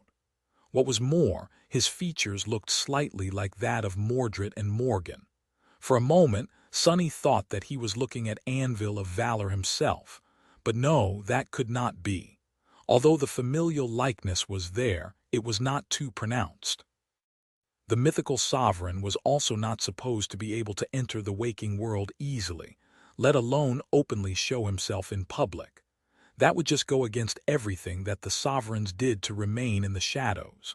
This must be Saint Maddock of Valor, also known as Whispering Blade. Saint Maddock was one of Anvil's siblings and the nominal leader of the great clan Valor. Of course, Sunny knew who truly called the shots, but the status of this powerful man was by no means for show. Whispering Blade was a legendary warrior and one of humanity's most formidable champions in his own right. As the guests quieted down, Saint Maddock looked at them from above with his steely blue eyes and then smiled slightly. Instantly, the pressure receded, making the mundane humans in the crowd sigh with relief. Morgan's uncle spoke, his strong voice easily reaching into every corner of the great hall. "Ladies and gentlemen, esteemed guests, welcome to the annual ball of the great clan Valor. It is my honor and pleasure to welcome you all under our roof once again. In the past year, many things have happened. Some of our brothers and sisters are not with us anymore. A somber silence settled over the hall. Every year brought a lot of death to Awakened. Even masters were not spared from that fate. This year, in particular, had dealt a heavy blow to humanity. Even though few knew of what had really happened, the absence of Saint Cormac was clearly felt by many. Transcendents were so exceedingly rare that the loss of even one of them echoed across the world. As the guests turned somber, Whispering Blade's smile suddenly widened, dispelling the solemn mood. Despite that, it pleases me to see many new faces among you. Humanity has grown stronger yet again. New heroes rose to carry the torch for those who had fallen in battle. With champions like these, our world has nothing to fear. Despite it all, we persevere. But more than that, we rise. Nothing can stop our ascension. He looked at the guests and then sighed. Well, those of you who know me also know that I am not one for long speeches. To be honest, this one was actually written by my beloved wife, who is far more eloquent and wise than me, not to mention pleasant to look at. A wave of polite chuckles spread through the crowd. St. Maddox smiled once again. Today is not a day for sorrow. Today is a day for joy. And so let the ball commence. As soon as he said that, the space in the middle of the hall was cleared, and the musicians started to play a magnificent and emotional composition. Whispering Blade danced the first dance himself, accompanied by a beautiful, mature woman. Moving with elegance and grace, they both looked breathtakingly splendid. Soon, other pairs joined them. Sonny observed the dance with a bit of interest. He had not known what to really expect from this ball, but to his relief, it was nothing like the awkward and almost comical sight that he had witnessed in the nightclub a few weeks ago. The dancers were much more purposeful and elaborate in their movements. Both partners had to move in synchronicity to not disturb the flow of the dance, following the music with surprising skill. The gracefulness of their steps, the exquisite attires, the radiant physical beauty common among the Awakened, the luxurious decorations of the great hall, all of it made the ball look rather dazzling. He was also able to appreciate the ceremony due to his familiarity with shadow dance. Of course, his battle style was not a literal dance, however. It was derived from one. In fact, every battle style had something in common with dancing, since both had to do with motion, coordination, agility, and rhythm. So, even if Sonny was never taught how to dance, he was able to quickly learn the basics from just observing those who were better versed in it. He could have even joined the dancers if he wanted to. Of course, he didn't. Sonny noticed that it was customary for men to invite the women to dance. As he watched, many handsome and distinguished guests offered their hands to their beautiful counterparts and led them to the center of the hall. More than a few burning gazes landed on Nephai's, but were quickly doused by her cold, unapproachable expression. Fortunately or unfortunately, the other members of the cohort were caught in the cone of silence that surrounded her, so no one approached them either. After some time, Kai invited Cassie to dance, while Effie wandered away in the direction of the tables that were barely standing, burdened by the weight of various delicacies. Sonny, meanwhile, grew bored. Damn, how long do we have to wait? Are these negotiations going to start or what? Eventually, he glanced at Nephai's, then left her and walked away in search of a bathroom. A few minutes later, he was washing his hands in front of a mirror. Looking at his pale reflection, Sonny lingered for a few moments and then said, "I know that you are there. Stop hiding." Nothing happened for a few seconds. Then, his reflection suddenly offered him a pleasant smile. "Oh, how did you know?" Chapter 805. Conversation with a mirror. When his reflection suddenly spoke, Sonny flinched and jumped back. A startled expression appeared on his face. He stared at the mirror with wide eyes, then cursed and remained silent for a few seconds. Finally, Sonny uttered through gritted teeth, "I did not know. I just developed a habit of saying random rubbish to mirrors in case something like this happens. Who knew that this time you would actually turn up? Mordred, who disturbingly wore his face, blinked a couple of times, then laughed. So it was a bluff. Goodness, I can't believe I fell for this trick. Sonny's reflection shook its head. Sonny himself, who felt incredibly troubled by the sight of his own likeness being inhabited by the Prince of Nothing, sucked in a breath of air, and then hissed, "What are you even doing here? Have you entirely lost your mind?"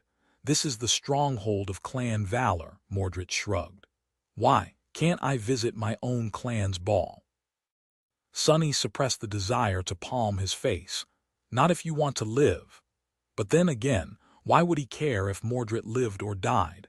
Actually, it would have been wonderful if the troublesome mirror wraith was caught and either destroyed or imprisoned again by his mighty family. Sonny would have one less headache if they did, unless Mordred decided to trade away his secrets, of course. Damnation! The Prince of Nothing, meanwhile, waved his hand dismissively. "Ah, don't worry so much. Sunless, I am not here to do anything. I just wanted to take a peek at the festivities. No one will notice." Judging by his confident smile, Mordred was sufficiently certain of that statement. This probably meant that he had acquired at least one potent anti-divination tool. Well, the mere fact that the great and mighty Clan Valor had failed to track him down, yet, already hinted at that possibility. If not for Sonny's random shot in the dark, no one would indeed have noticed the transient reflection. Mordred looked at him and lingered for a few moments. Then, he said in a pensive tone, "You know, Sunless, for someone who keeps denying his ties with the great clans, you sure brush sides with them a lot." Sonny was so outraged that he lost the gift of speech for a second. "And whose fault is that, you bastard? If you didn't involve me in your mess, I would have been living happily ever after somewhere else." "Well, probably," Mordred awkwardly coughed. Then, he regained his composure and said with a bit of reproach, "I already apologized, didn't I? In any case, complications or not, you should choose your friends carefully, Sunless." Sonny glared at the reflection for a bit. "Am I having a déjà vu? I swear I just had this exact conversation with someone else a few minutes ago. You did not steal Sation's body by any chance, did you?" Mordred tilted his head a little. "I don't think so." Who is Sation?" Sonny opened his mouth, then frowned. "No, he wouldn't have. The damned lunatic was already being hunted by one great clan.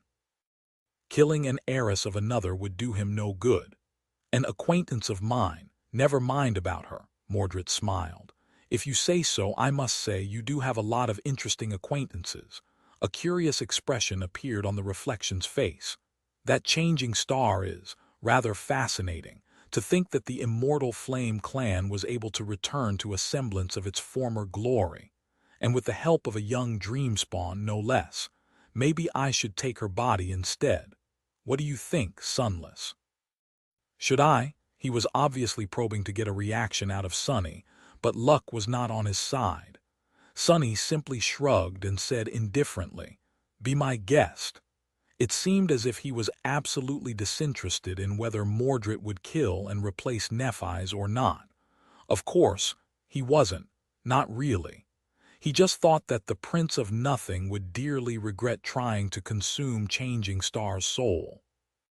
Not only was she a tyrant, which would make battling her a nightmare, he also suspected that her soul possessed its own formidable defenses. Nephi's had already hinted that the lineage of sun gods strengthened it somehow, but that only accounted for the quantity of her force. There was also the quality. Sonny had a hunch that Mordred would be burning himself alive if he tried to invade her radiant soul sea. Wouldn't that be a sight to see? He glanced at his reflection, then said coldly, "Is this all you wanted to say? Because if that's it, I have a ball to return to." Then Sonny scoffed and added, "And by the way, didn't you give a very pompous speech about how I should pray to never meet you again the last time we saw each other? Kind of presumptuous of you to then go ahead and place yourself straight in my sights. In a bathroom of all places." Mordred's smile paled a little. "Ah, that. I did not forget about that, Sunless." Truth be told, I am still very peeved about what you have done. Come to think of it, maybe I should do something to lessen my frustration. Say, which of your friends do you value the least? Sonny's fist slammed in the mirror, shattering it. Mordred laughed, staring at him from the shards. His face, Sonny's face, became distorted by the cracks. Oh, sunless, so passionate. Sonny stared at the broken mirror for a few moments, then said through gritted teeth, I value all my friends, you bastard.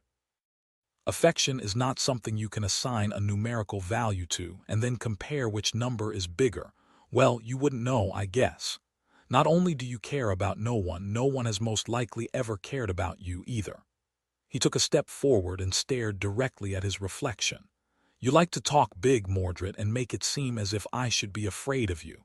But that is true the other way around, too. I can be scary when I want to, too. Think long and think hard before making me your enemy, or you will learn to fear the shadows. Mordred stopped laughing and looked at him silently for a few long moments. His smile slowly disappeared. After a few moments of silence, the Prince of Nothing sighed. We understand each other, then. Let's not become enemies, Sunless. Crushing you won't bring me any joy. With that, he disappeared as if he had never been there. The reflection still looked the same, but the alien presence seemed to be gone from it. All that remained was a broken, distorted, angry image of Sonny. He grimaced and then turned away. We'll see who crushes whom, bastard, if time comes. Chapter 806. A dance of light and shadow. After returning to the dancing hall, Sonny saw it in a new light. His perception had shifted, making everything seem darker and more dangerous. He had already been apprehensive about the crowd of guests, but now, every one of them looked like a potential threat. Mordred might have said that he was not planning to do anything and had just come to take a look, but could the banished prince be trusted? As far as Sonny was concerned, the lunatic could have been on his way to publicly assassinate one of his relatives, or slaughter as many as he could right now, much worse. He could be hiding inside of anyone. Every guest was a potential host, every mundane human. Every awakened, every master, none of them were beyond suspicion. Even saints were not off the list, perhaps. Sonny suppressed a groan. Curse it all.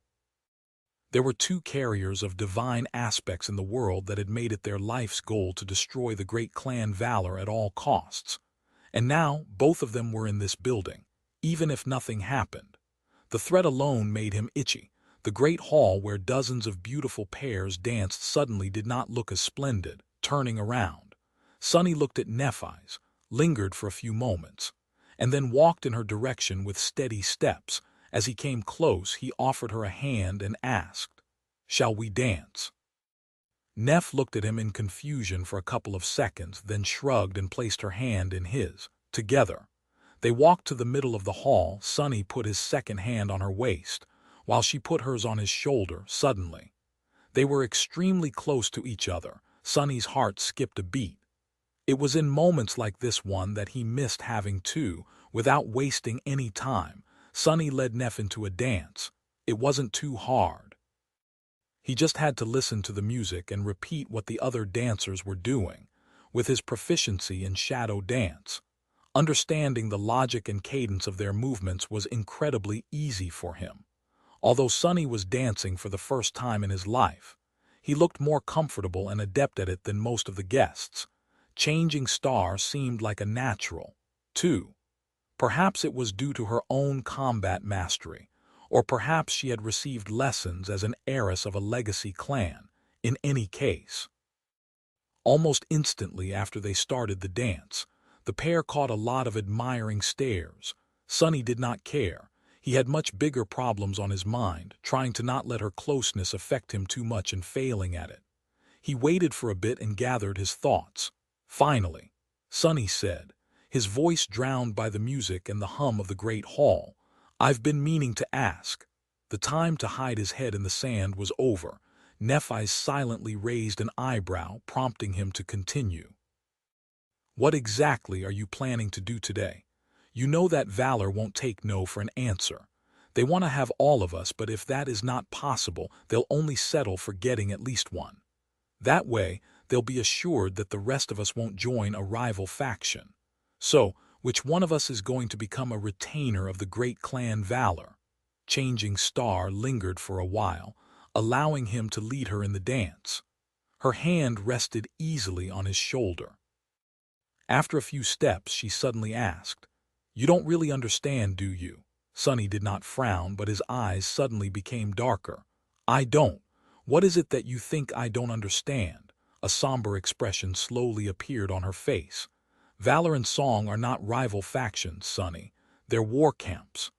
As they spun under the light of beautiful chandeliers, she leaned even closer and said, "I've studied the facts for a long time after returning to the waking world. The ripples caused by the death of Saint Cormac, the subtle machinations that happen in the darkness, the growing imbalance of power between Bastion and Ravenheart, even the timing of Sation challenging the second nightmare. It all paints a clear picture." A slight scowl appeared on Sonny's face. "What are you trying to say?" Nephi sighed. "I am trying to make you see that the conflict between the great clans has grown into something more than mere disagreement. They are at war, or rather, they will be soon." Sonny felt her hand growing tense in his own.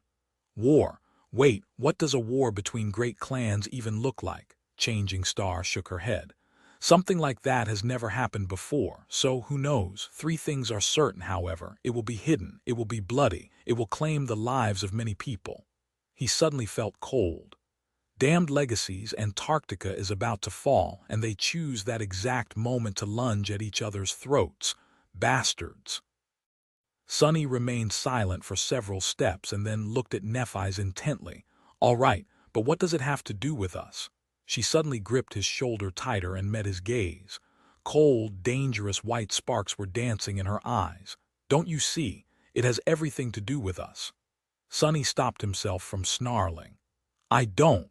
Nephi's, whether the great clans are embroiled into a secret war or not does not change anything. You are still too small and weak to openly oppose them. Please tell me that you understand that. You were the one who said that these people are too strong, that their power is too absolute." Changing Star stared at him for a while, her face turning impassive. After a few moments of silence, she said, "I remember. I understand." She looked down and then added, which is why the answer to your question might not be what you want to hear, Sonny. You asked me which one of us will become a member of the great clan." Nephi's raised her head and looked him straight in the eyes. Then she said evenly, "It's me. I will join Valor." Chapter 807. From within, when Sonny heard what Nephi's had to say, he almost stepped on her foot. His rhythm was broken, making it difficult to remain in the flow of the dance. He narrowly avoided stumbling, regained his composure, and threw a burning gaze at her. "What?" Her expression did not change. "You heard me." Sonny opened his mouth, lingered for a moment, then simply turned around and pulled her by the hand. Despite the fact that many people stared at this sudden turn of events, he cut through the dancing guests, forcing Neph to follow. They left the middle of the great hall, then disappeared from the central chamber entirely. Finding himself in a corridor that ran along the length of the dancing hall, Sonny walked swiftly, searching for an empty room. Eventually, he had to settle for a kitchen of sorts. Several chefs and their assistants were busy preparing more refreshments for the guests of the ball, or rather, they had been. Even before Sonny entered the room, the shadows inside suddenly moved and grew darker, startling the kitchen staff. Throwing a heavy glance at them, he said in an even voice, "Leave." The chefs stared at the 2 masters in confusion for a couple of moments, then silently backed away and left through a different door, their faces pale. Sonny and Nephi's were left alone. He waited for a bit, then let go of her hand and outstretched his own. A strange flute carved of emerald bone appeared in it from a swirl of sparks. Sonny brought it to his lips and blew into the hole. Surprisingly, no sound came out of the flute. Instead, it seemed to have absorbed all sounds, enveloping them in a cone of silence. Now, no one would have been able to listen in on their conversations. Sonny's shadows also kept watch outside the kitchen, just to make sure. Finally, he turned to Nephi's and snarled, "You, join Valor, what the hell?" Changing Star sighed, then took a step back and leaned on the wall. Then she spoke in her usual calm, steady voice. "Why are you so surprised?" Sonny stared at her in stunned silence. Then he shook his head. "What about your great goals? After all the crazy stunts you pulled, after all that talk about wishing to bring the three ghouls to their knees and destroy them, you are just going to join them?" Neff's eyes grew somber. "My plans did not change, Sonny," he frowned. "So you are going to destroy Valor, but you are also going to become one of their own. Don't you see the contradiction?" She looked at him intensely, then said with boiling but suppressed emotion in her voice, "There is no contradiction. On the contrary, this is the only way I can advance my goals." Nephi's took a step forward and pierced him with a searing gaze. "The sovereigns are indeed too strong. Their power is indeed too fearsome. And I am truly too weak to contend with them for now. However, they will fall by my hand in the end. Did you hope that 2 years of being lost in the dream realm would have dulled my resolve? Did you think that I would give up?" Sonny shook his head with a dark expression.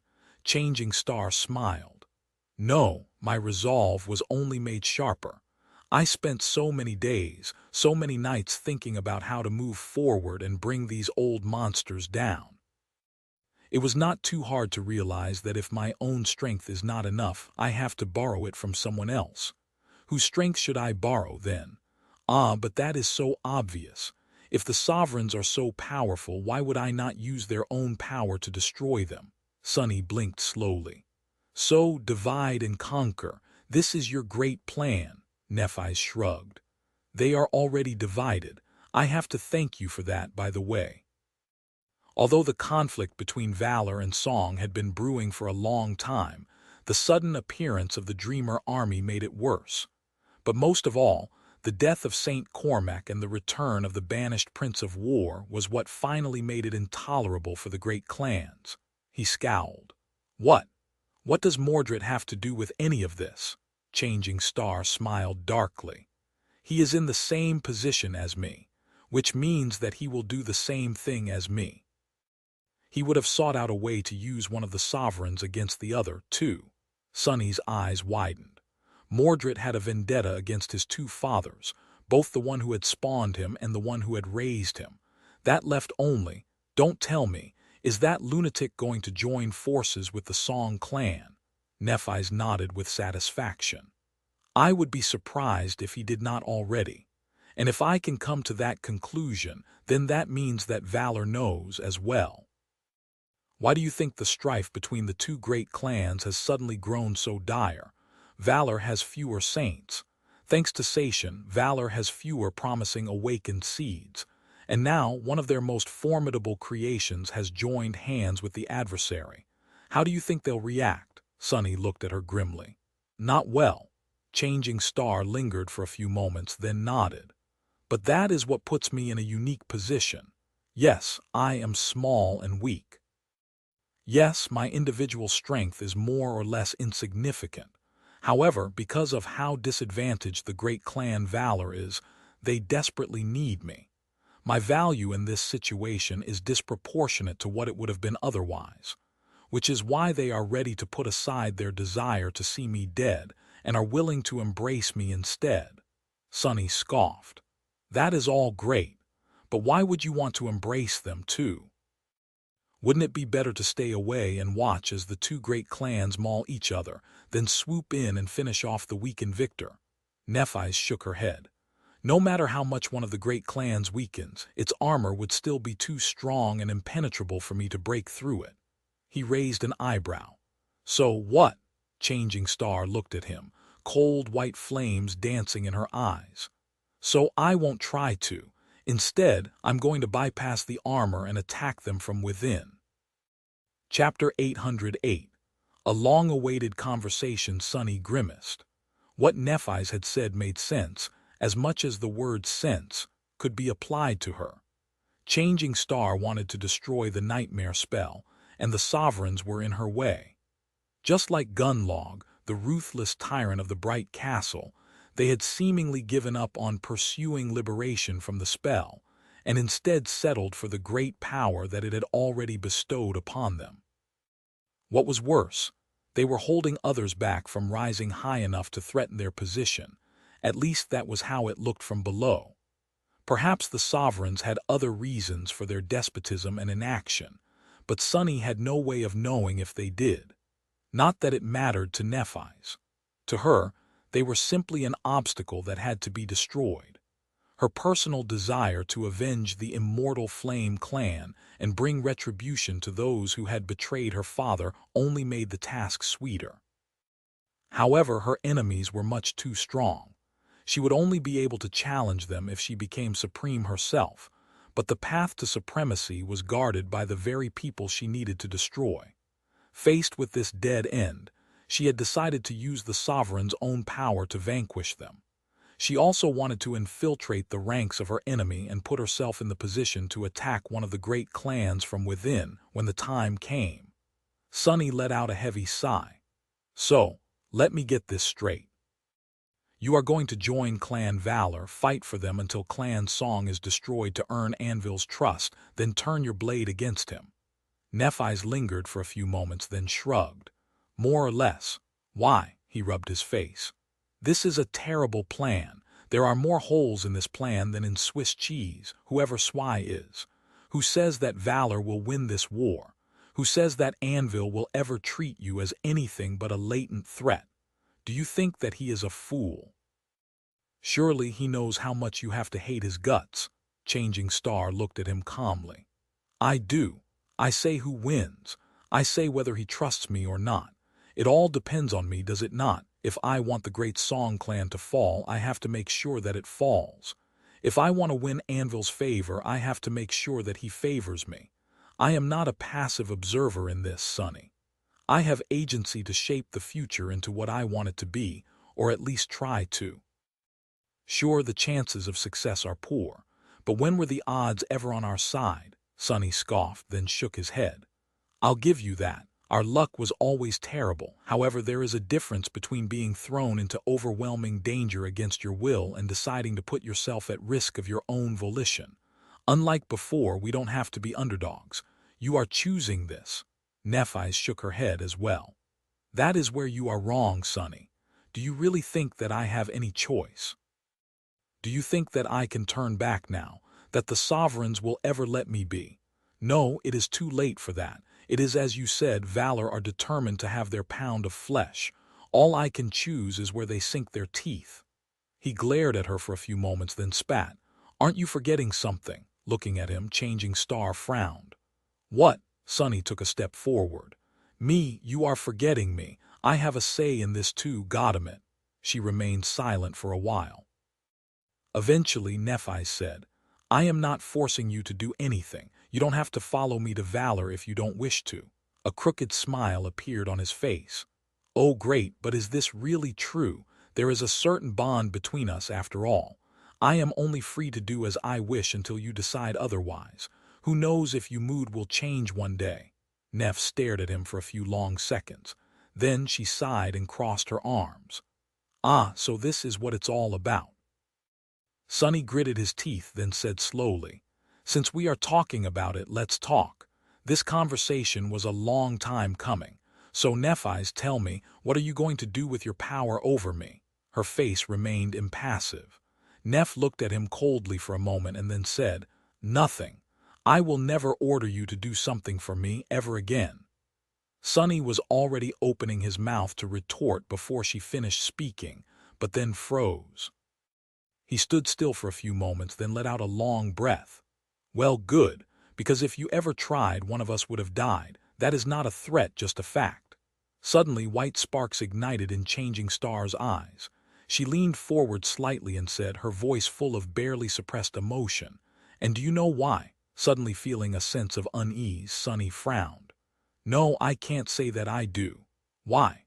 She took a step forward and stopped in front of him, almost as close as they had been during their dance. Her face was still, but her eyes were full of searing flame. Because I don't need anyone to follow me against their will. I don't need a magical collar to make people serve me. I don't need slaves. That is not enough for me, Sonny. Why should I settle for submission when I can have loyalty? People who will follow me, serve me, and obey me will do so because that is their most ardent desire. They will do so with a smile. If I ever want to make you mine, Sonny, you will become mine not because you were forced to, but because you would want to. That is also a fact. He stared at her for a few moments, startled by the sudden intensity of her words. Then a stubborn expression appeared on his face. Aren't you too full of yourself? Who do you think you are to decide what I want? Nephi's looked at him, then turned away and sighed. I am the person who knows you best in the world, Sonny. 2 worlds even. She lingered for a few moments and then added quietly, As I said, I will never force you to do anything. But whether you like it or not, our fates are intertwined. And that bond has nothing to do with your innate ability. In truth, they were entangled the moment we met in front of the academy gates. We just did not know it yet. You can't escape it. Can't escape fate. Sonny looked at Nephi's for a long time and then smiled darkly. Watch me. With that, he dismissed the bone flute, turned around, and left the kitchen. Entering the corridor, Sonny walked away. His nostrils were flaring and his face were contorted by an expression of anger. As he walked, he took out his communicator and dialed a familiar number. After some time, a female voice resounded from the speaker. Sonny, what a nice surprise. It's good to hear from you. He hesitated for a few moments and then took a deep breath. Then Sonny smiled and answered in a friendly tone, Master Jet, hey, I have a question for you. He paused for a second and then asked, How cold is it in Antarctica? Chapter 809. True strength. Sonny was riled and angry. Once again, talking to Nephi's made him lose his sense of balance. However, the decision he made was not an emotional one. He had enough composure to keep a clear head even while being affected by seething feelings. Years of battles and dire conflicts had taught him how to keep a cool head. So, his choice was cold and calculated. 2 things had become clear during the conversation. The first one was very simple. Nephi's intended to join the great clan Valor, while Sonny didn't want to have anything to do with it. It was one thing to become a retainer of a powerful and prosperous clan in order to make use of its vast knowledge, arsenal, and resources. Despite his strong desire to remain independent, Sonny had entertained the idea himself. However, it was a completely different thing to join an embattled clan that was on the verge of entering a destructive and bloody war against a similarly fearsome adversary. To add insult to injury, Valor was on the losing end of the equation. Their enemy, the great clan Song, held all the advantages. And even worse than that was the idea of joining a warring faction with conscious plans of betraying it further down the line. Nephi's was more than willing to eventually face not one, but both great clans in battle. She had her goals and conviction, but Sonny just wanted to be left alone. He saw no reason to follow her into the dragon's maw. More than that, with her joining Valor, the initial condition that had forced him into the damned negotiations in the first place was resolved. Since Valor was willing to settle for recruiting just 1 member of the cohort, and Changing Star was willing to play the role of the recruit, then why the hell would he follow suit? In short, despite all the contradictory feelings raging in Sonny's heart, the situation was rather straightforward. There was no compelling reason for him to enter into service of the great clan, but there was a convenient opportunity for him to take a step back and walk away. He would be a fool not to use it. Of course, in reality, things were a bit more complicated. What Changing Star had said might have angered him, but she was not wrong. Their fates did, indeed, seem to be intertwined. From being born in the same year to receiving divine and complementing aspects, from meeting at the gates of the academy to being sent to the same small patch of the forgotten shore, whether by coincidence or not, Their connection went far beyond the tether of the shadow bond. Sonny had a strong suspicion that his intrinsic attribute, fated, had a lot to do with placing Nephi's in his path, and as much as Sonny wished to defy fate, he was not arrogant enough to think that he was ready to break its chains just yet. He could already see how, no matter what he did, he would not be able to escape colliding against Changing Star again. She had been right when she said that escaping the notice of the great clans entirely was impossible for them, more so for her, but also true for Sonny. With his meteoric rise, his special strategic asset designation, and his connection to both Nephi's and Mordred, not to mention Shadow God and Weaver coming into contact with the Sovereigns, and their domains was just a matter of time. Even if Neph joined Valor and Sonny did not, they would most likely meet again soon enough. The question, then, was more about the nature of their future relationship than whether it would exist or not. So, what could Sonny do to shape it into something that had a semblance of corresponding to his desires? Perhaps the most important revelation that had resulted from their conversation was the nature of Neph's intentions towards Sonny and her power over him. Sonny had spent several weeks burying his head in the sand and avoiding this pivotal discussion. As the result, those weeks had been perhaps some of the nicest in his life. However, his actions had also caused everything to blow up in his face in the end. Nephi's had said in no uncertain terms that she had no intention of ever issuing another order to him, not because of any moral consideration, but simply because it was beneath her. Changing Star had no need for an unwilling slave. She disdained the idea of forcing anyone to obey her. Instead, she planned to have people follow her of their own free will. Instead of enslaving anyone, she preferred to have people enslave and bind themselves by their desire to serve her. Neph had told him that she would never force him to do anything, but she also seemed to be certain that he would follow her willingly in the end. And that, to Sonny, was the core problem of the dynamic between them. He believed that Nephi's valued him. She even respected him. But despite all that, she still saw him as a follower, and a follower could never be an equal. Damn it. Worst of all, her stance was not baseless. Sonny couldn't help but think back to his conversation with Effie. The Huntress had told him once that he would never be stronger than Changing Star, because Changing Star had something that he lacked: conviction.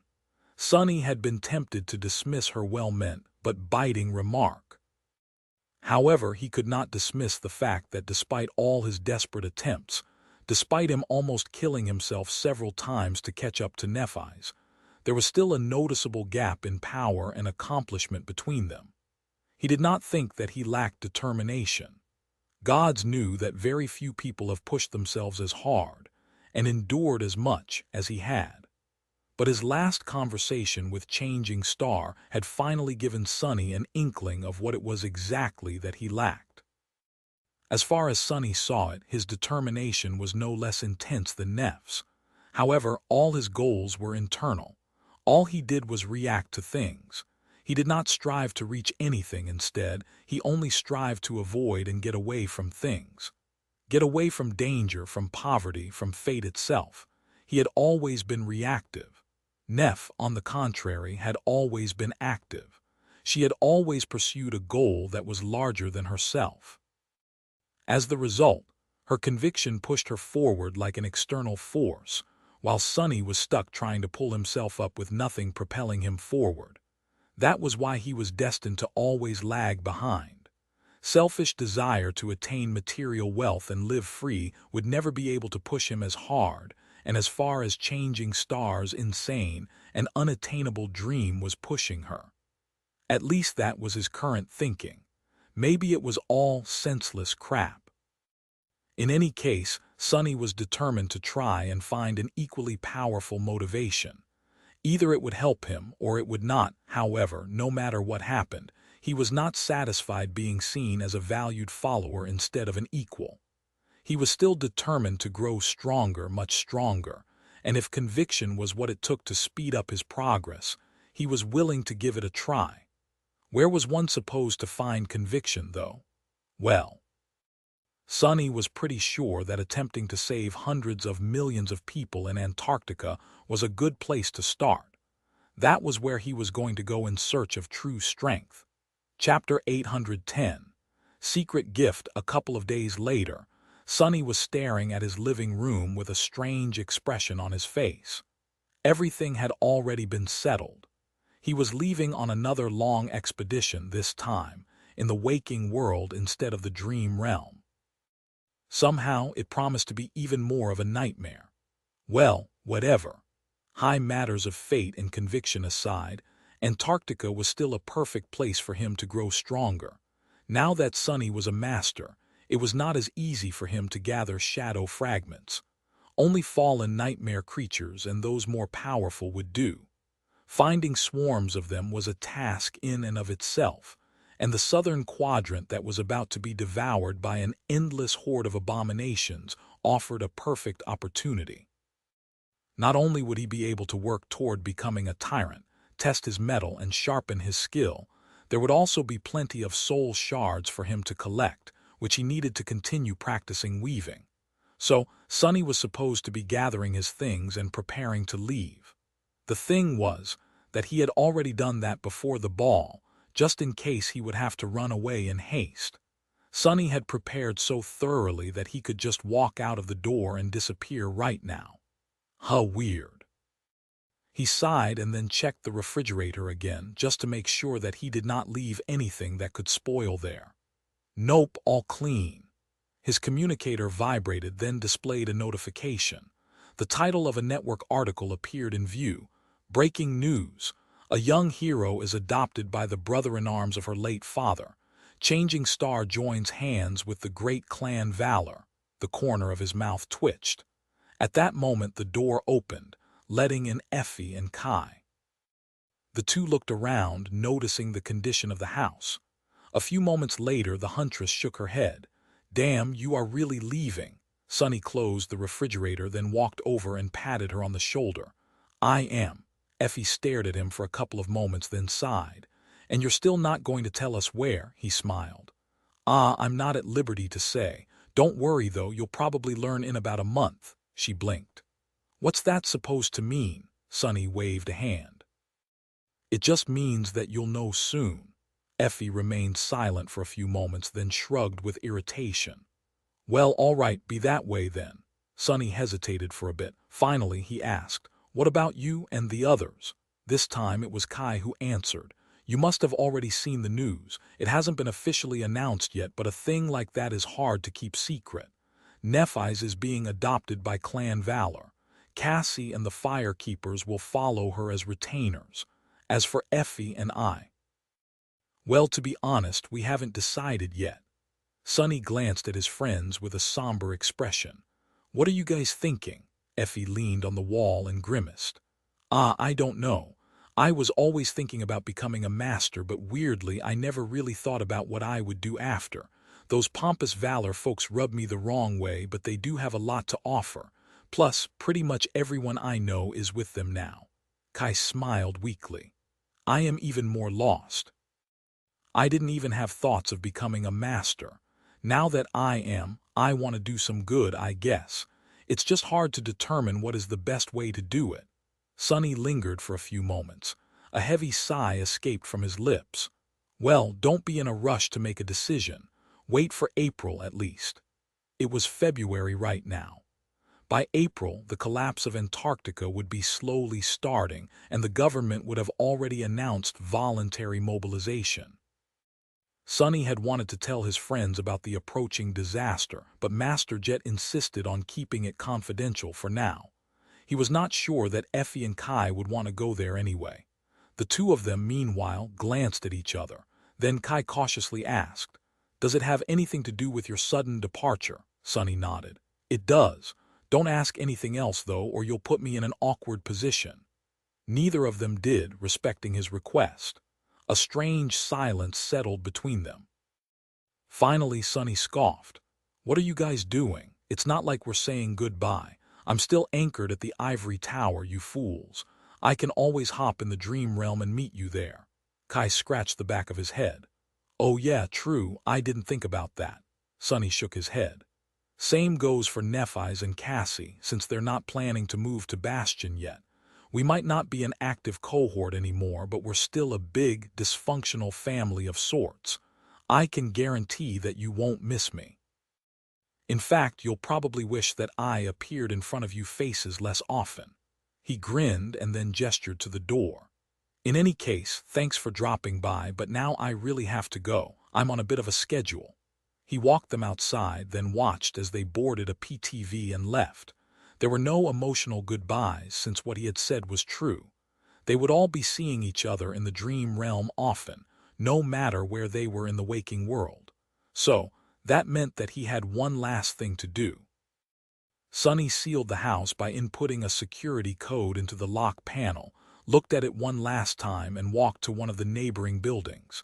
He took out his communicator, sent a short message, and then waited for a bit. A minute later, a slightly surprised teenage girl walked out onto the porch, wearing cozy home clothes. "Sunny, why are you here? We're not supposed to have a lesson today," he smiled, and then pointed to the backpack that hung from his shoulder. "Hey, Rain. I just came by to say that I'll be going away again. This time, it might take a bit longer for me to return." Her expression subtly changed. "Oh." She remained silent for a while, then asked in a guarded, tentative voice, Is it going to be dangerous again?" Sunny shrugged with a carefree expression. "Dangerous? Well, I guess. I'm pretty certain that I can handle it, though. I'm a pretty tough guy, so don't worry." He sighed and then added, "Plus, I am staying in the real world this time. You can message me whenever. The network connection is going to be patchy where I'm going, so I might not be able to answer immediately. I will eventually, though, that's a promise." Finally, she relaxed a little. "Really? That's great," he nodded.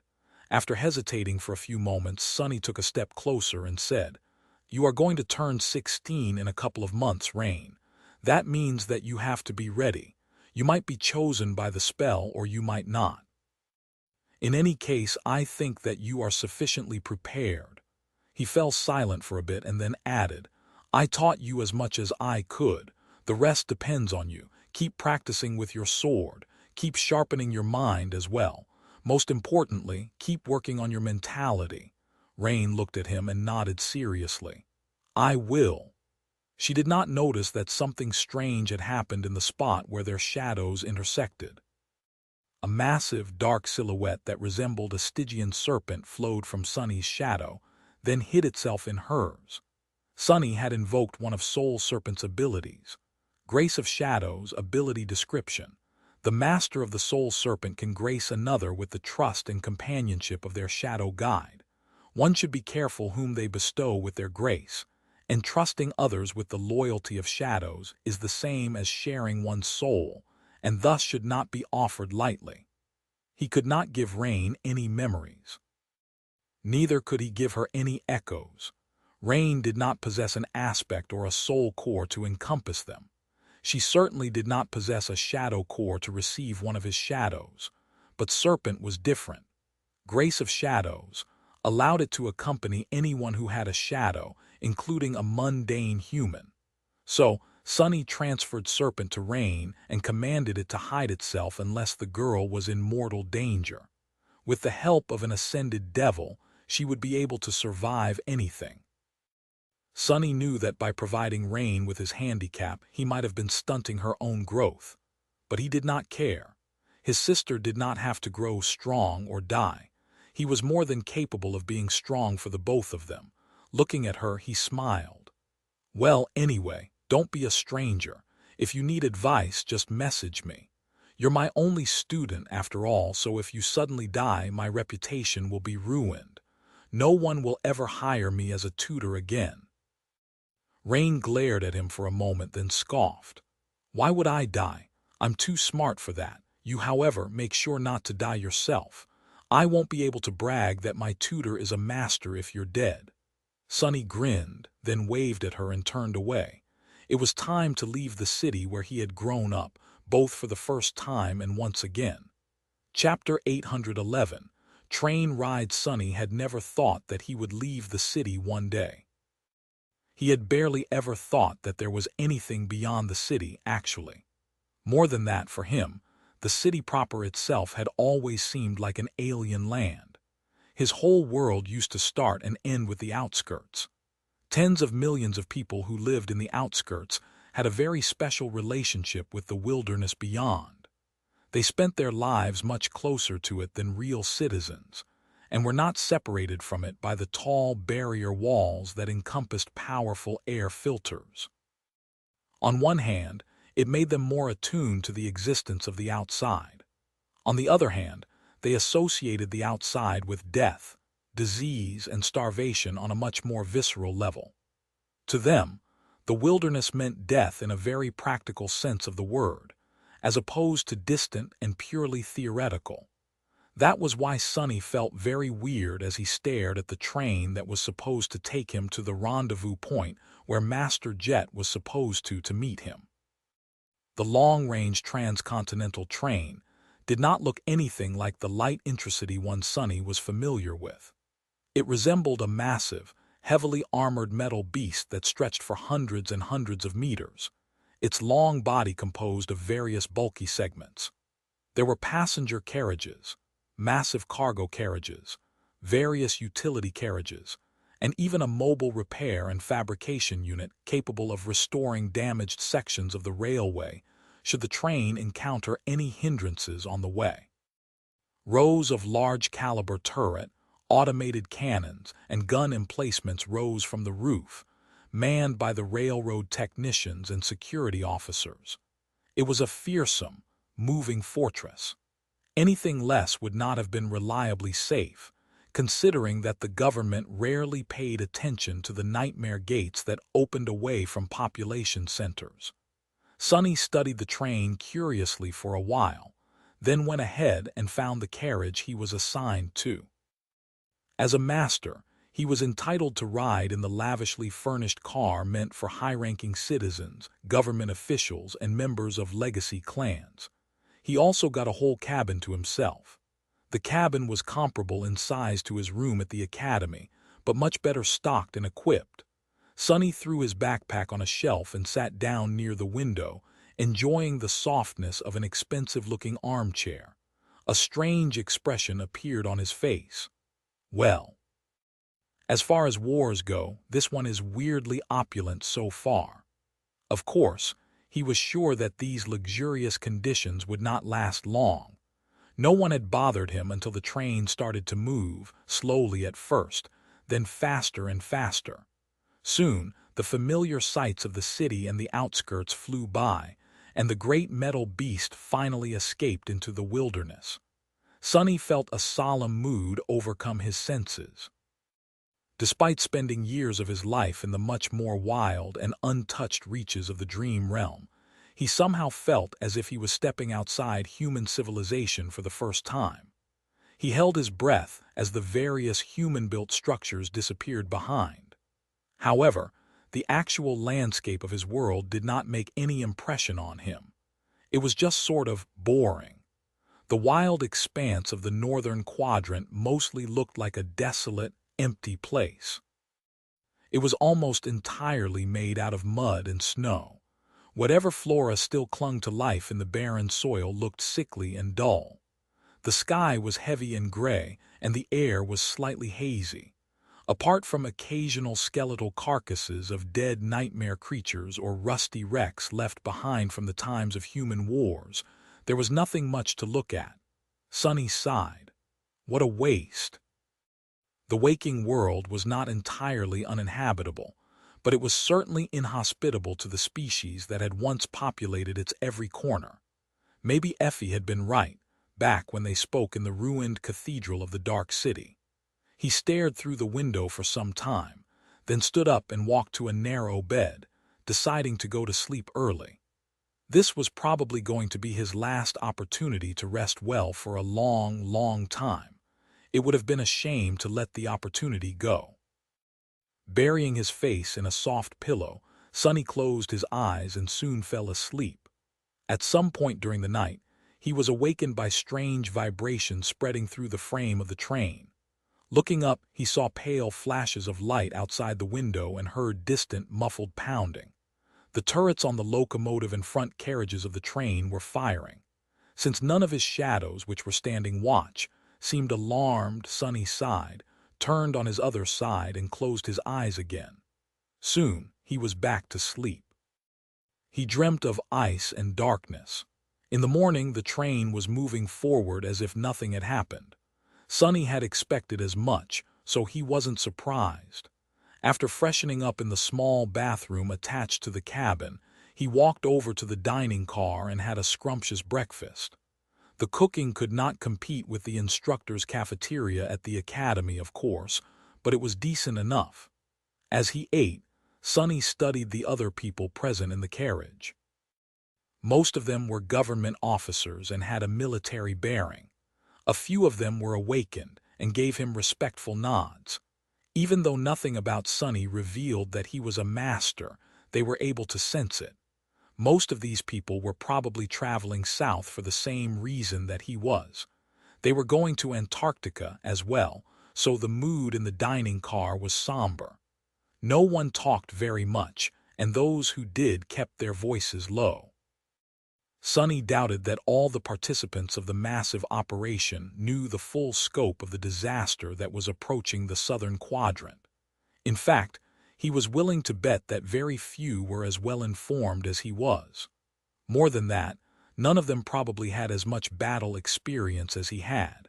If they understood the real horror of what was about to come, they wouldn't be so calm. He did not really know how to feel about that. The next morning, the armored train finally reached its destination. Sonny disembarked from the lavish carriage and froze for a moment, staring at the endless gray expanse of restless waves. In front of him was the sea. Chapter 812. Naval Convoy. As Sonny already knew, water was the optimal way of transporting cargo and people across vast distances. Human civilization had always made use of this property to its benefit. The earliest paths of trade and cultural exchange, and therefore progress, were situated along great rivers, and later shifted to seas and oceans. That had led to many prominent civilization centers being situated along various coasts. However, humanity had regretted that fact dearly when the water slowly crawled forward and devoured all those beautiful, important cities. Even worse, once the nightmare spell appeared, seas and ocean became infested by terrifying nightmare creatures. For that reason, very few populous settlements were situated near water. The further inland they were, the better. Humans still needed to make use of the convenience that only the ocean could provide, though. For that reason, there were many fortified ports in each quadrant. Sonny was looking at one such port. Even after experiencing the dread and grandeur of the forgotten shore and the chained isles, he could not help but feel a bit of awe. The port itself looked like an unassailable fortress, with tall walls rising from the water and various fortifications protruding far into the bleak waves. Colossal cannons were aimed at the horizon, ready to bring down hell on anything that would dare to approach the crowded harbor. Various Speltech defensive measures brimmed with energy. He had no doubt that even more were hidden underwater. Much more impressive than the port itself, however, were the ships. Sonny froze when he saw them. Around 40 metal leviathans were anchored along the shore, each more than a kilometer long and as tall as a castle.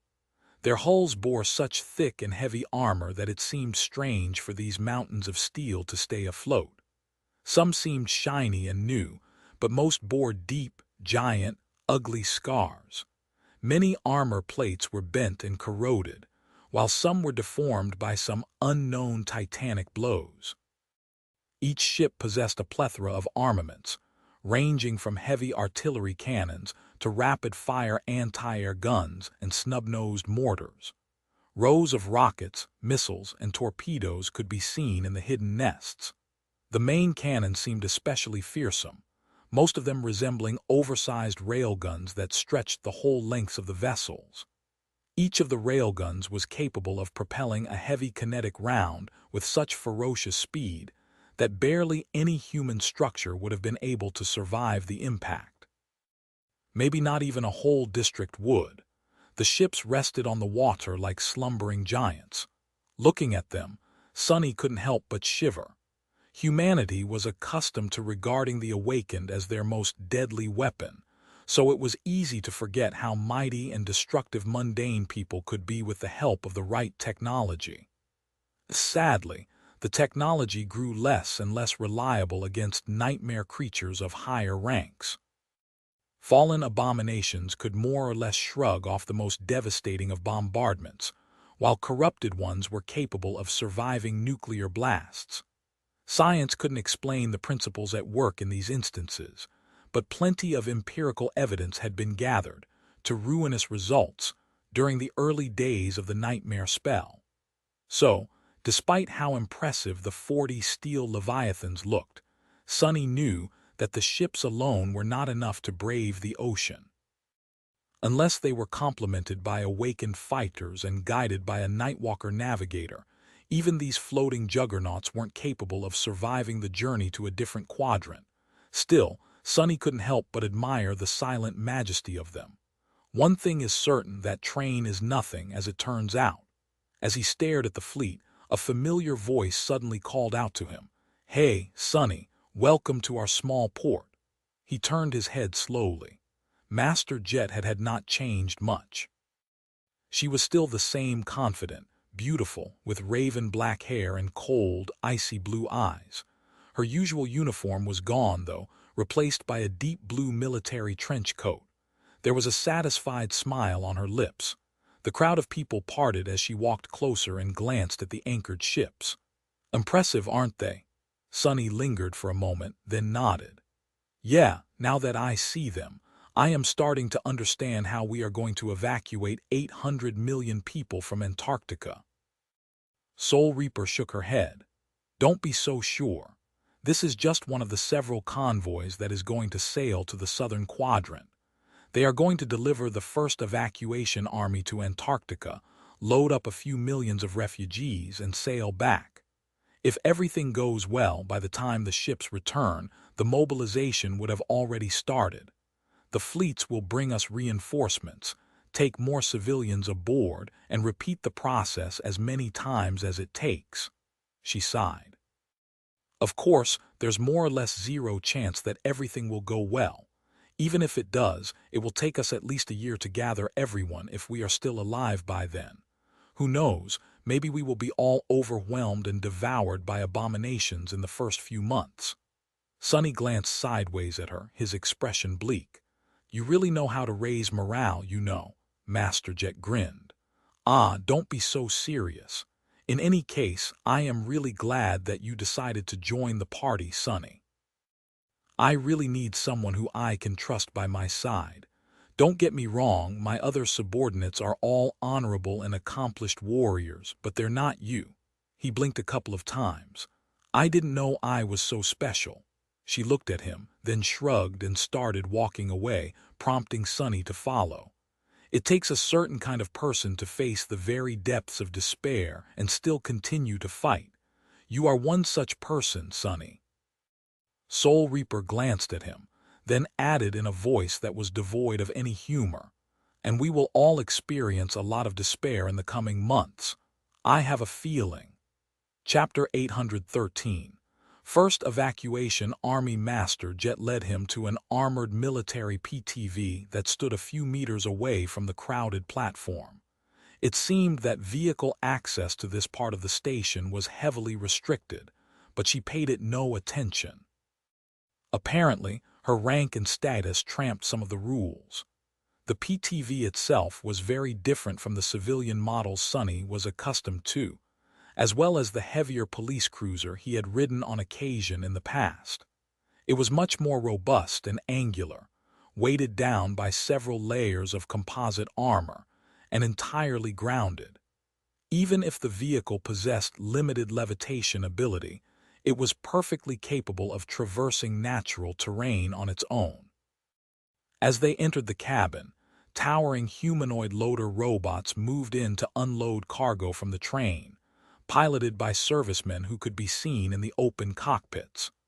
The crude exoskeleton platforms were devoid of armor and failed to reach the smoothness of motion, scale, and sophistication of their military siblings, but were more than enough to perform various labor-intensive utility tasks. The PTV roared to life, startling Sonny. It seemed that the distinctions from civilian models were even more pronounced below the surface. The systems propelling the vehicle forward were entirely different, producing much more noise and vibrations, but also raw power. The PTV shot forward, narrowly avoiding several barriers before reaching the primitive cement road that led to the port. As they came closer and closer to the naval fortress, Sonny was able to study the swarm of activity boiling all around it. Currently, the port became a staging ground for a much greater force than it was designed to accommodate. Thousands upon thousands of government servants and soldiers were busy with frantic preparations for the approaching deployment. Numerous recently assembled prefab buildings stood in neat squares, some meant to provide the personnel of the 1st Evacuation Army with a temporary place to live, some serving as storage depots, production hubs, training facilities, field hospitals, and so on. A lot of heavy machinery was constantly moving between these squares, either transporting cargo or participation in the disassembly of various structures. Despite the impressive scope of the military camp, its makeshift and transient nature was apparent to the naked eye. The army was already busy deconstructing many of the buildings in order to move their components to the holds of the 40 battleships. Thousands of humans swarmed the camp like ants. Sonny saw a lot of non-combatant servicemen hurrying to accomplish their tasks, as well as plenty of soldiers busy with training exercises and drills. Some of them were awakened, but most were mundane humans. There were all types of specialist units in View Engineering Corps, mechanized infantry that moved around in fearsome exoskeleton armor suits, artillery vehicle operators, and many more that Sonny could not name. He even saw several mobile war platforms that resembled giant cyclops forged of metal, ranging from 6 to 10 meters in height. These humanoid robots and their pilots left an especially strong impression on him. They were nothing like the primitive loaders he had seen a few minutes ago. Even though Sonny knew that these machines were built and operated by humans, he couldn't shake off the feeling that he was looking at hulking nightmare creatures. Slowly, the scale and scope of the upcoming operation started to dawn on him. Sure, he had known the approximate numbers for a long time, but knowing and seeing were two different things. Sonny lingered for a few moments, then asked in a slightly hoarse voice, "You said that there would be several such convoys." Master Jet nodded as she easily controlled the PTV. "Yes, 4 for now. 2 will sail from the northern quadrant, 1 from both the eastern and the western. Each will transport around 100,000 soldiers to Antarctica in the coming month. That will also include around 20,000 awakened and 50 or so masters." She paused and then added, "If the mobilization goes well, we will eventually have at least 60,000 awakened and anywhere between 100 and 300 masters participating in the evacuation efforts." Sonny took a deep breath. These numbers.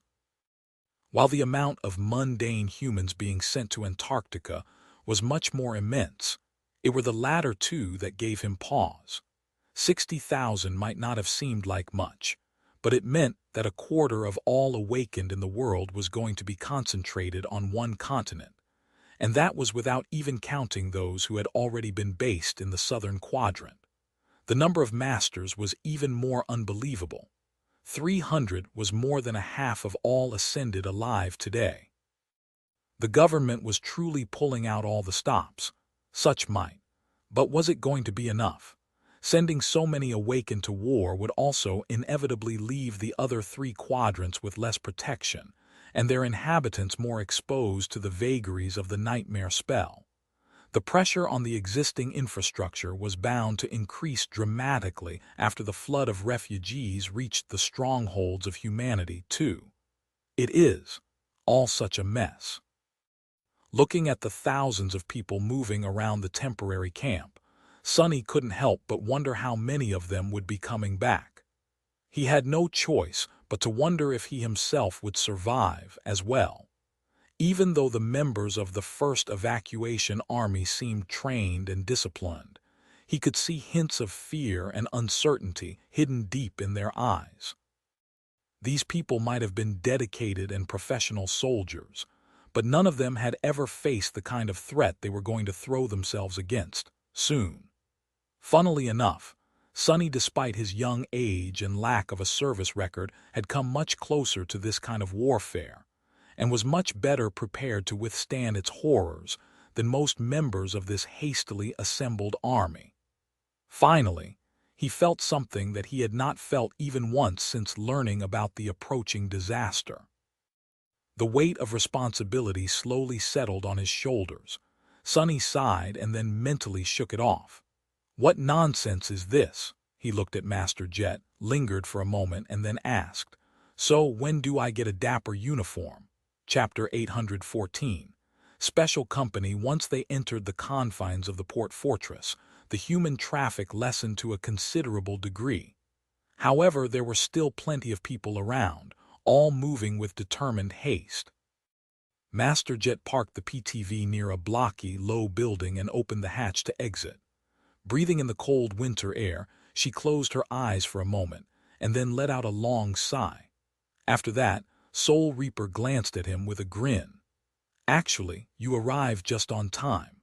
The officer roster of our company is more or less full as of a few days ago, so we were about to hold our first briefing. It was supposed to start half an hour ago, but I postponed to come grab you from the train station." Sonny raised an eyebrow. "Oh," Master Jet nodded. "Everyone more or less only knows as much as you do, so I'll bring all of you up to speed in one go. Granted, the rest had more time to prepare, not to mention the fact that they have been with the government for years. Don't let those old dogs intimidate you, though." Sonny smiled. "Do I look like someone who is easily intimidated?" She glanced at him and laughed. "You do, actually. That is one of your advantages as far as I'm concerned. Being underestimated is always a boon." She walked forward at a brisk pace and said without looking back, "The paperwork can wait for later. We'll get you settled and processed after the briefing. Usually, you would not have been allowed anywhere near the classified information without proper clearance and documentation, but these days proper procedure has taken a backseat to efficiency. Plus, there are very few people who can resist my charm." Sonny hurried to keep up with Master Jet as they entered the low building.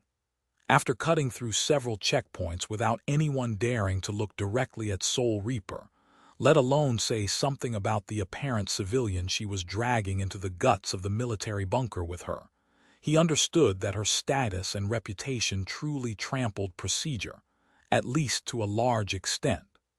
Not only mundane humans, but even awakened treated her with fearful respect. Even an occasional master they walked past seemed to give her face. He hesitated, then asked with curiosity, "Can I ask, what exactly is your official title in the First Army?" Master Jet glanced at him, then smiled. "Why, I am now Colonel Jet, Senior Officer of the First Awakened Irregular Company of the Northern Quadrant Corps of the Evacuation Army. Kind of a mouthful, huh?" Sonny blinked a couple of times, then reached into his memory of the government force organization and hierarchy. He had studied the topic a bit before leaving the city. Wait, aren't companies supposed to be commanded by captains? Colonel is 3 or 4 ranks above that. It's just one step away from being a general, Soul Reaper nodded. Usually, you would be right. However, titles and authority become messy when awakened are involved. as a rule of thumb, awakened are one rank above what they would have been as mundane soldiers. That's just for normal ones, though. As irregulars, we will exist somewhat outside the army hierarchy, so our status was bumped up to reflect that. Sonny scratched the back of his head. Outside the hierarchy. What? He hesitated, then said in a subdued tone. I am not sure what irregulars mean. She flashed him a smile. You will be in a few minutes. Together, they entered an elevator that brought them deep underground. Master Jet led him through winding corridors of the military bunker, and then pressed the palm of her hand against a complicated biometric lock to open a thick alloy door. Sonny found himself in a spacious chamber that housed a large, round table. 5 individuals were already seated around it, quietly waiting for the start of the briefing. When Master Jet entered, they all stood up and saluted her. It was then that Sonny realized that all of them were ascended. 3 of them were men, while the other 2 were women. The oldest master seemed to be nearing his 50s, while the youngest was only slightly older than Soul Reaper. All of them wore serious expressions on their faces and looked at her with somber respect. She waved a hand. At ease. We are all ascended here. There's no need for ceremony. The masters hesitated for a few moments, then relaxed and sat down. Master Jet unbuttoned her navy blue trench coat, then threw it on the backrest of an empty chair. Sonny let out a heavy sigh, then made sure to look somewhere else. His cheeks suddenly started to burn, for no apparent reason. As it turned out, his new superior had dismissed her usual uniform in favor of a tight-fitting black bodysuit. In fact, all the masters present in the room were wearing one. It made sense. People like Sonny and them had no need of army-issued armor. They would all be using their memories in the field. A bodysuit like that could easily fit under any type of enchanted armor, so wearing it instead of a uniform was not only more convenient, but also practical. That didn't make it easy on Sonny, though. There were very few places he could rest his eyes on without potentially getting into trouble. It was pure torture. Master Jet sat down, prompting him to do the same. As much as Sonny was flustered by the black bodysuits, the rest of the Ascended were similarly confused by his civilian clothes and age. Finally, one of them glanced at Soul Reaper and asked, "Excuse me, ma'am, who is this young man? Is he your new adjutant?" She glanced at them, remained silent for a moment, and then smiled. Gods, no, this young man is Master Sunless, the latest and final additions to the command structure of the first Irregular Company. He is not only one of the youngest humans in history to reach the rank of an Ascended, but also has a kill count higher than most of you combined. So, give him a warm welcome, I guess. Chapter 815. First Irregular Company. The 5 Ascended were surprised by such a colorful description, but quickly got over their shock. No one seemed to have doubts about Sonny's credentials, and for a simple reason there were no weak masters. Every person who had chosen to challenge the second nightmare and survived was an elite by definition. So, his rank was the only proof of competence he needed to be accepted by them. That was not to say that these government officers felt threatened by Sonny's accomplishments. All of them were experienced, battle-tested fighters, specialists. They had well-deserved confidence in their own capabilities. Master Jet looked at them and smiled. Since we have already started, let's get introductions out of the way. Some of you may know each other, while others are relatively new faces. She went down the line, introducing each of the Ascended that were going to serve as the backbone of the first Irregular Company. The oldest among them was a muscular man that seemed to be in his late 40s or early 50s. Of course, as an Ascended, he looked incredibly well for his age. Master Randall was mature and grizzled, with gray hair and a full beard that perfectly suited his chiseled, masculine face. The black bodysuit lay snug against his well-pronounced muscles. Everything about the man told that he was a seasoned, consummate soldier. His presence was solid and steady. Master Randall might have not fought side by side with the members of the first generation when the spell had appeared, but due to his age, he most likely witnessed its descent as a child. His well of experience was of great benefit to the company. In fact, one would have expected him to be in charge instead of sole reaper. However, even if the man had any thoughts about that matter, he did not let them show. The gorgeous woman sitting next to him stood out among the group of masters due to her good-natured, friendly demeanor. Ascended Jessie looked almost like the opposite of Master Jet. She had straw blonde hair, a healthy tan, sparkling blue eyes, and radiated a strange feeling of warmth. Coincidentally, she was the closest to Soul Reaper in terms of age. No one would have called the beautiful blonde soft, though. Her tall, slender body brimmed with energy and barely suppressed strength. The relaxed attitude hid a sharp and cutting edge. This master seemed to be not only enthusiastic about life, but also about combat and the carnage of battle. She was a formidable warrior, without a doubt. So were the others. The third woman among the officers of the company was called Ascended Winter. She was in her late 30s and seemed to be the most calm of the group. Her curly hair was dark brown and tied into a simple ponytail. Sunny didn't know what color her eyes were because, strangely, the woman wore a pair of polarized sunglasses even though they were all currently deep underground. She sat on her chair in a pose so relaxed that it almost seemed inappropriate for this important meeting. Her beautiful face was aloof and nonchalant. The sleeves of her bodysuit were rolled up, revealing toned forearms and a solid tattoo that turned one of them completely black. If not for the fact that Master Winter had stood up to salute Soul Reaper when they entered, Sunny would have thought that she was fast asleep. The man next to her seemed to have the same tattoo, hinting that they were, or had been, members of the same unit in the past.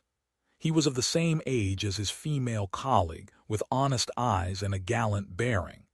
There was dark stubble on his handsome face, and black circles under his eyes. Ascended Dale seemed like a steady, stalwart warrior. Sunny did not know for sure, but felt that the man's aspect had at least some relation to defense and protection.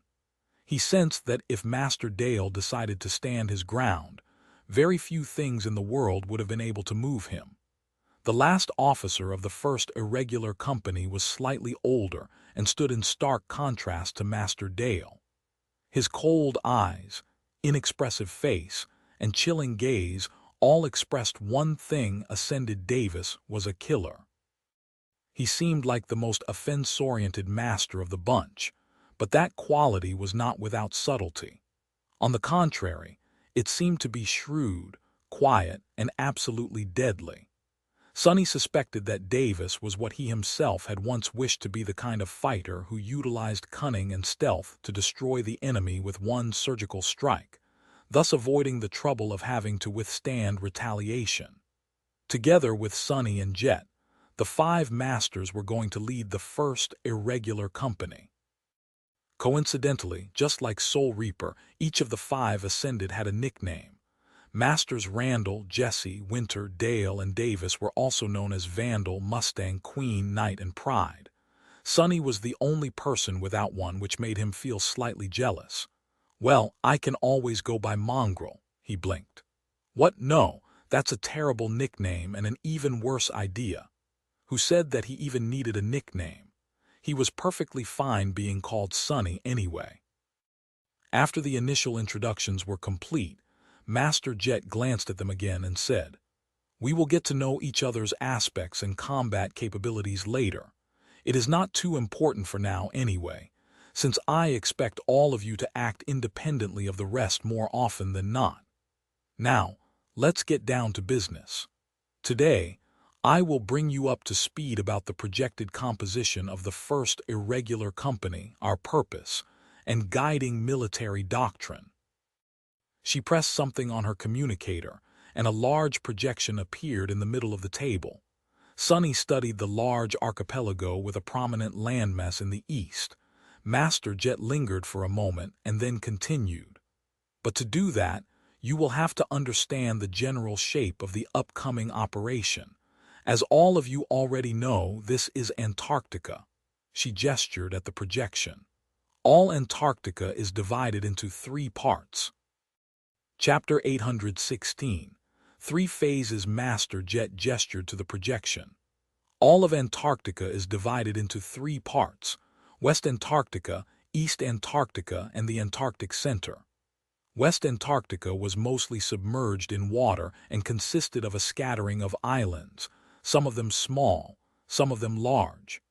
East Antarctica was one large landmass that was peppered by numerous lakes, with a prominent mountain chain in the middle of it. The Antarctic Center was a long, narrow landmass that rested between the two, occupied almost entirely by tall mountains. Soul Reaper continued.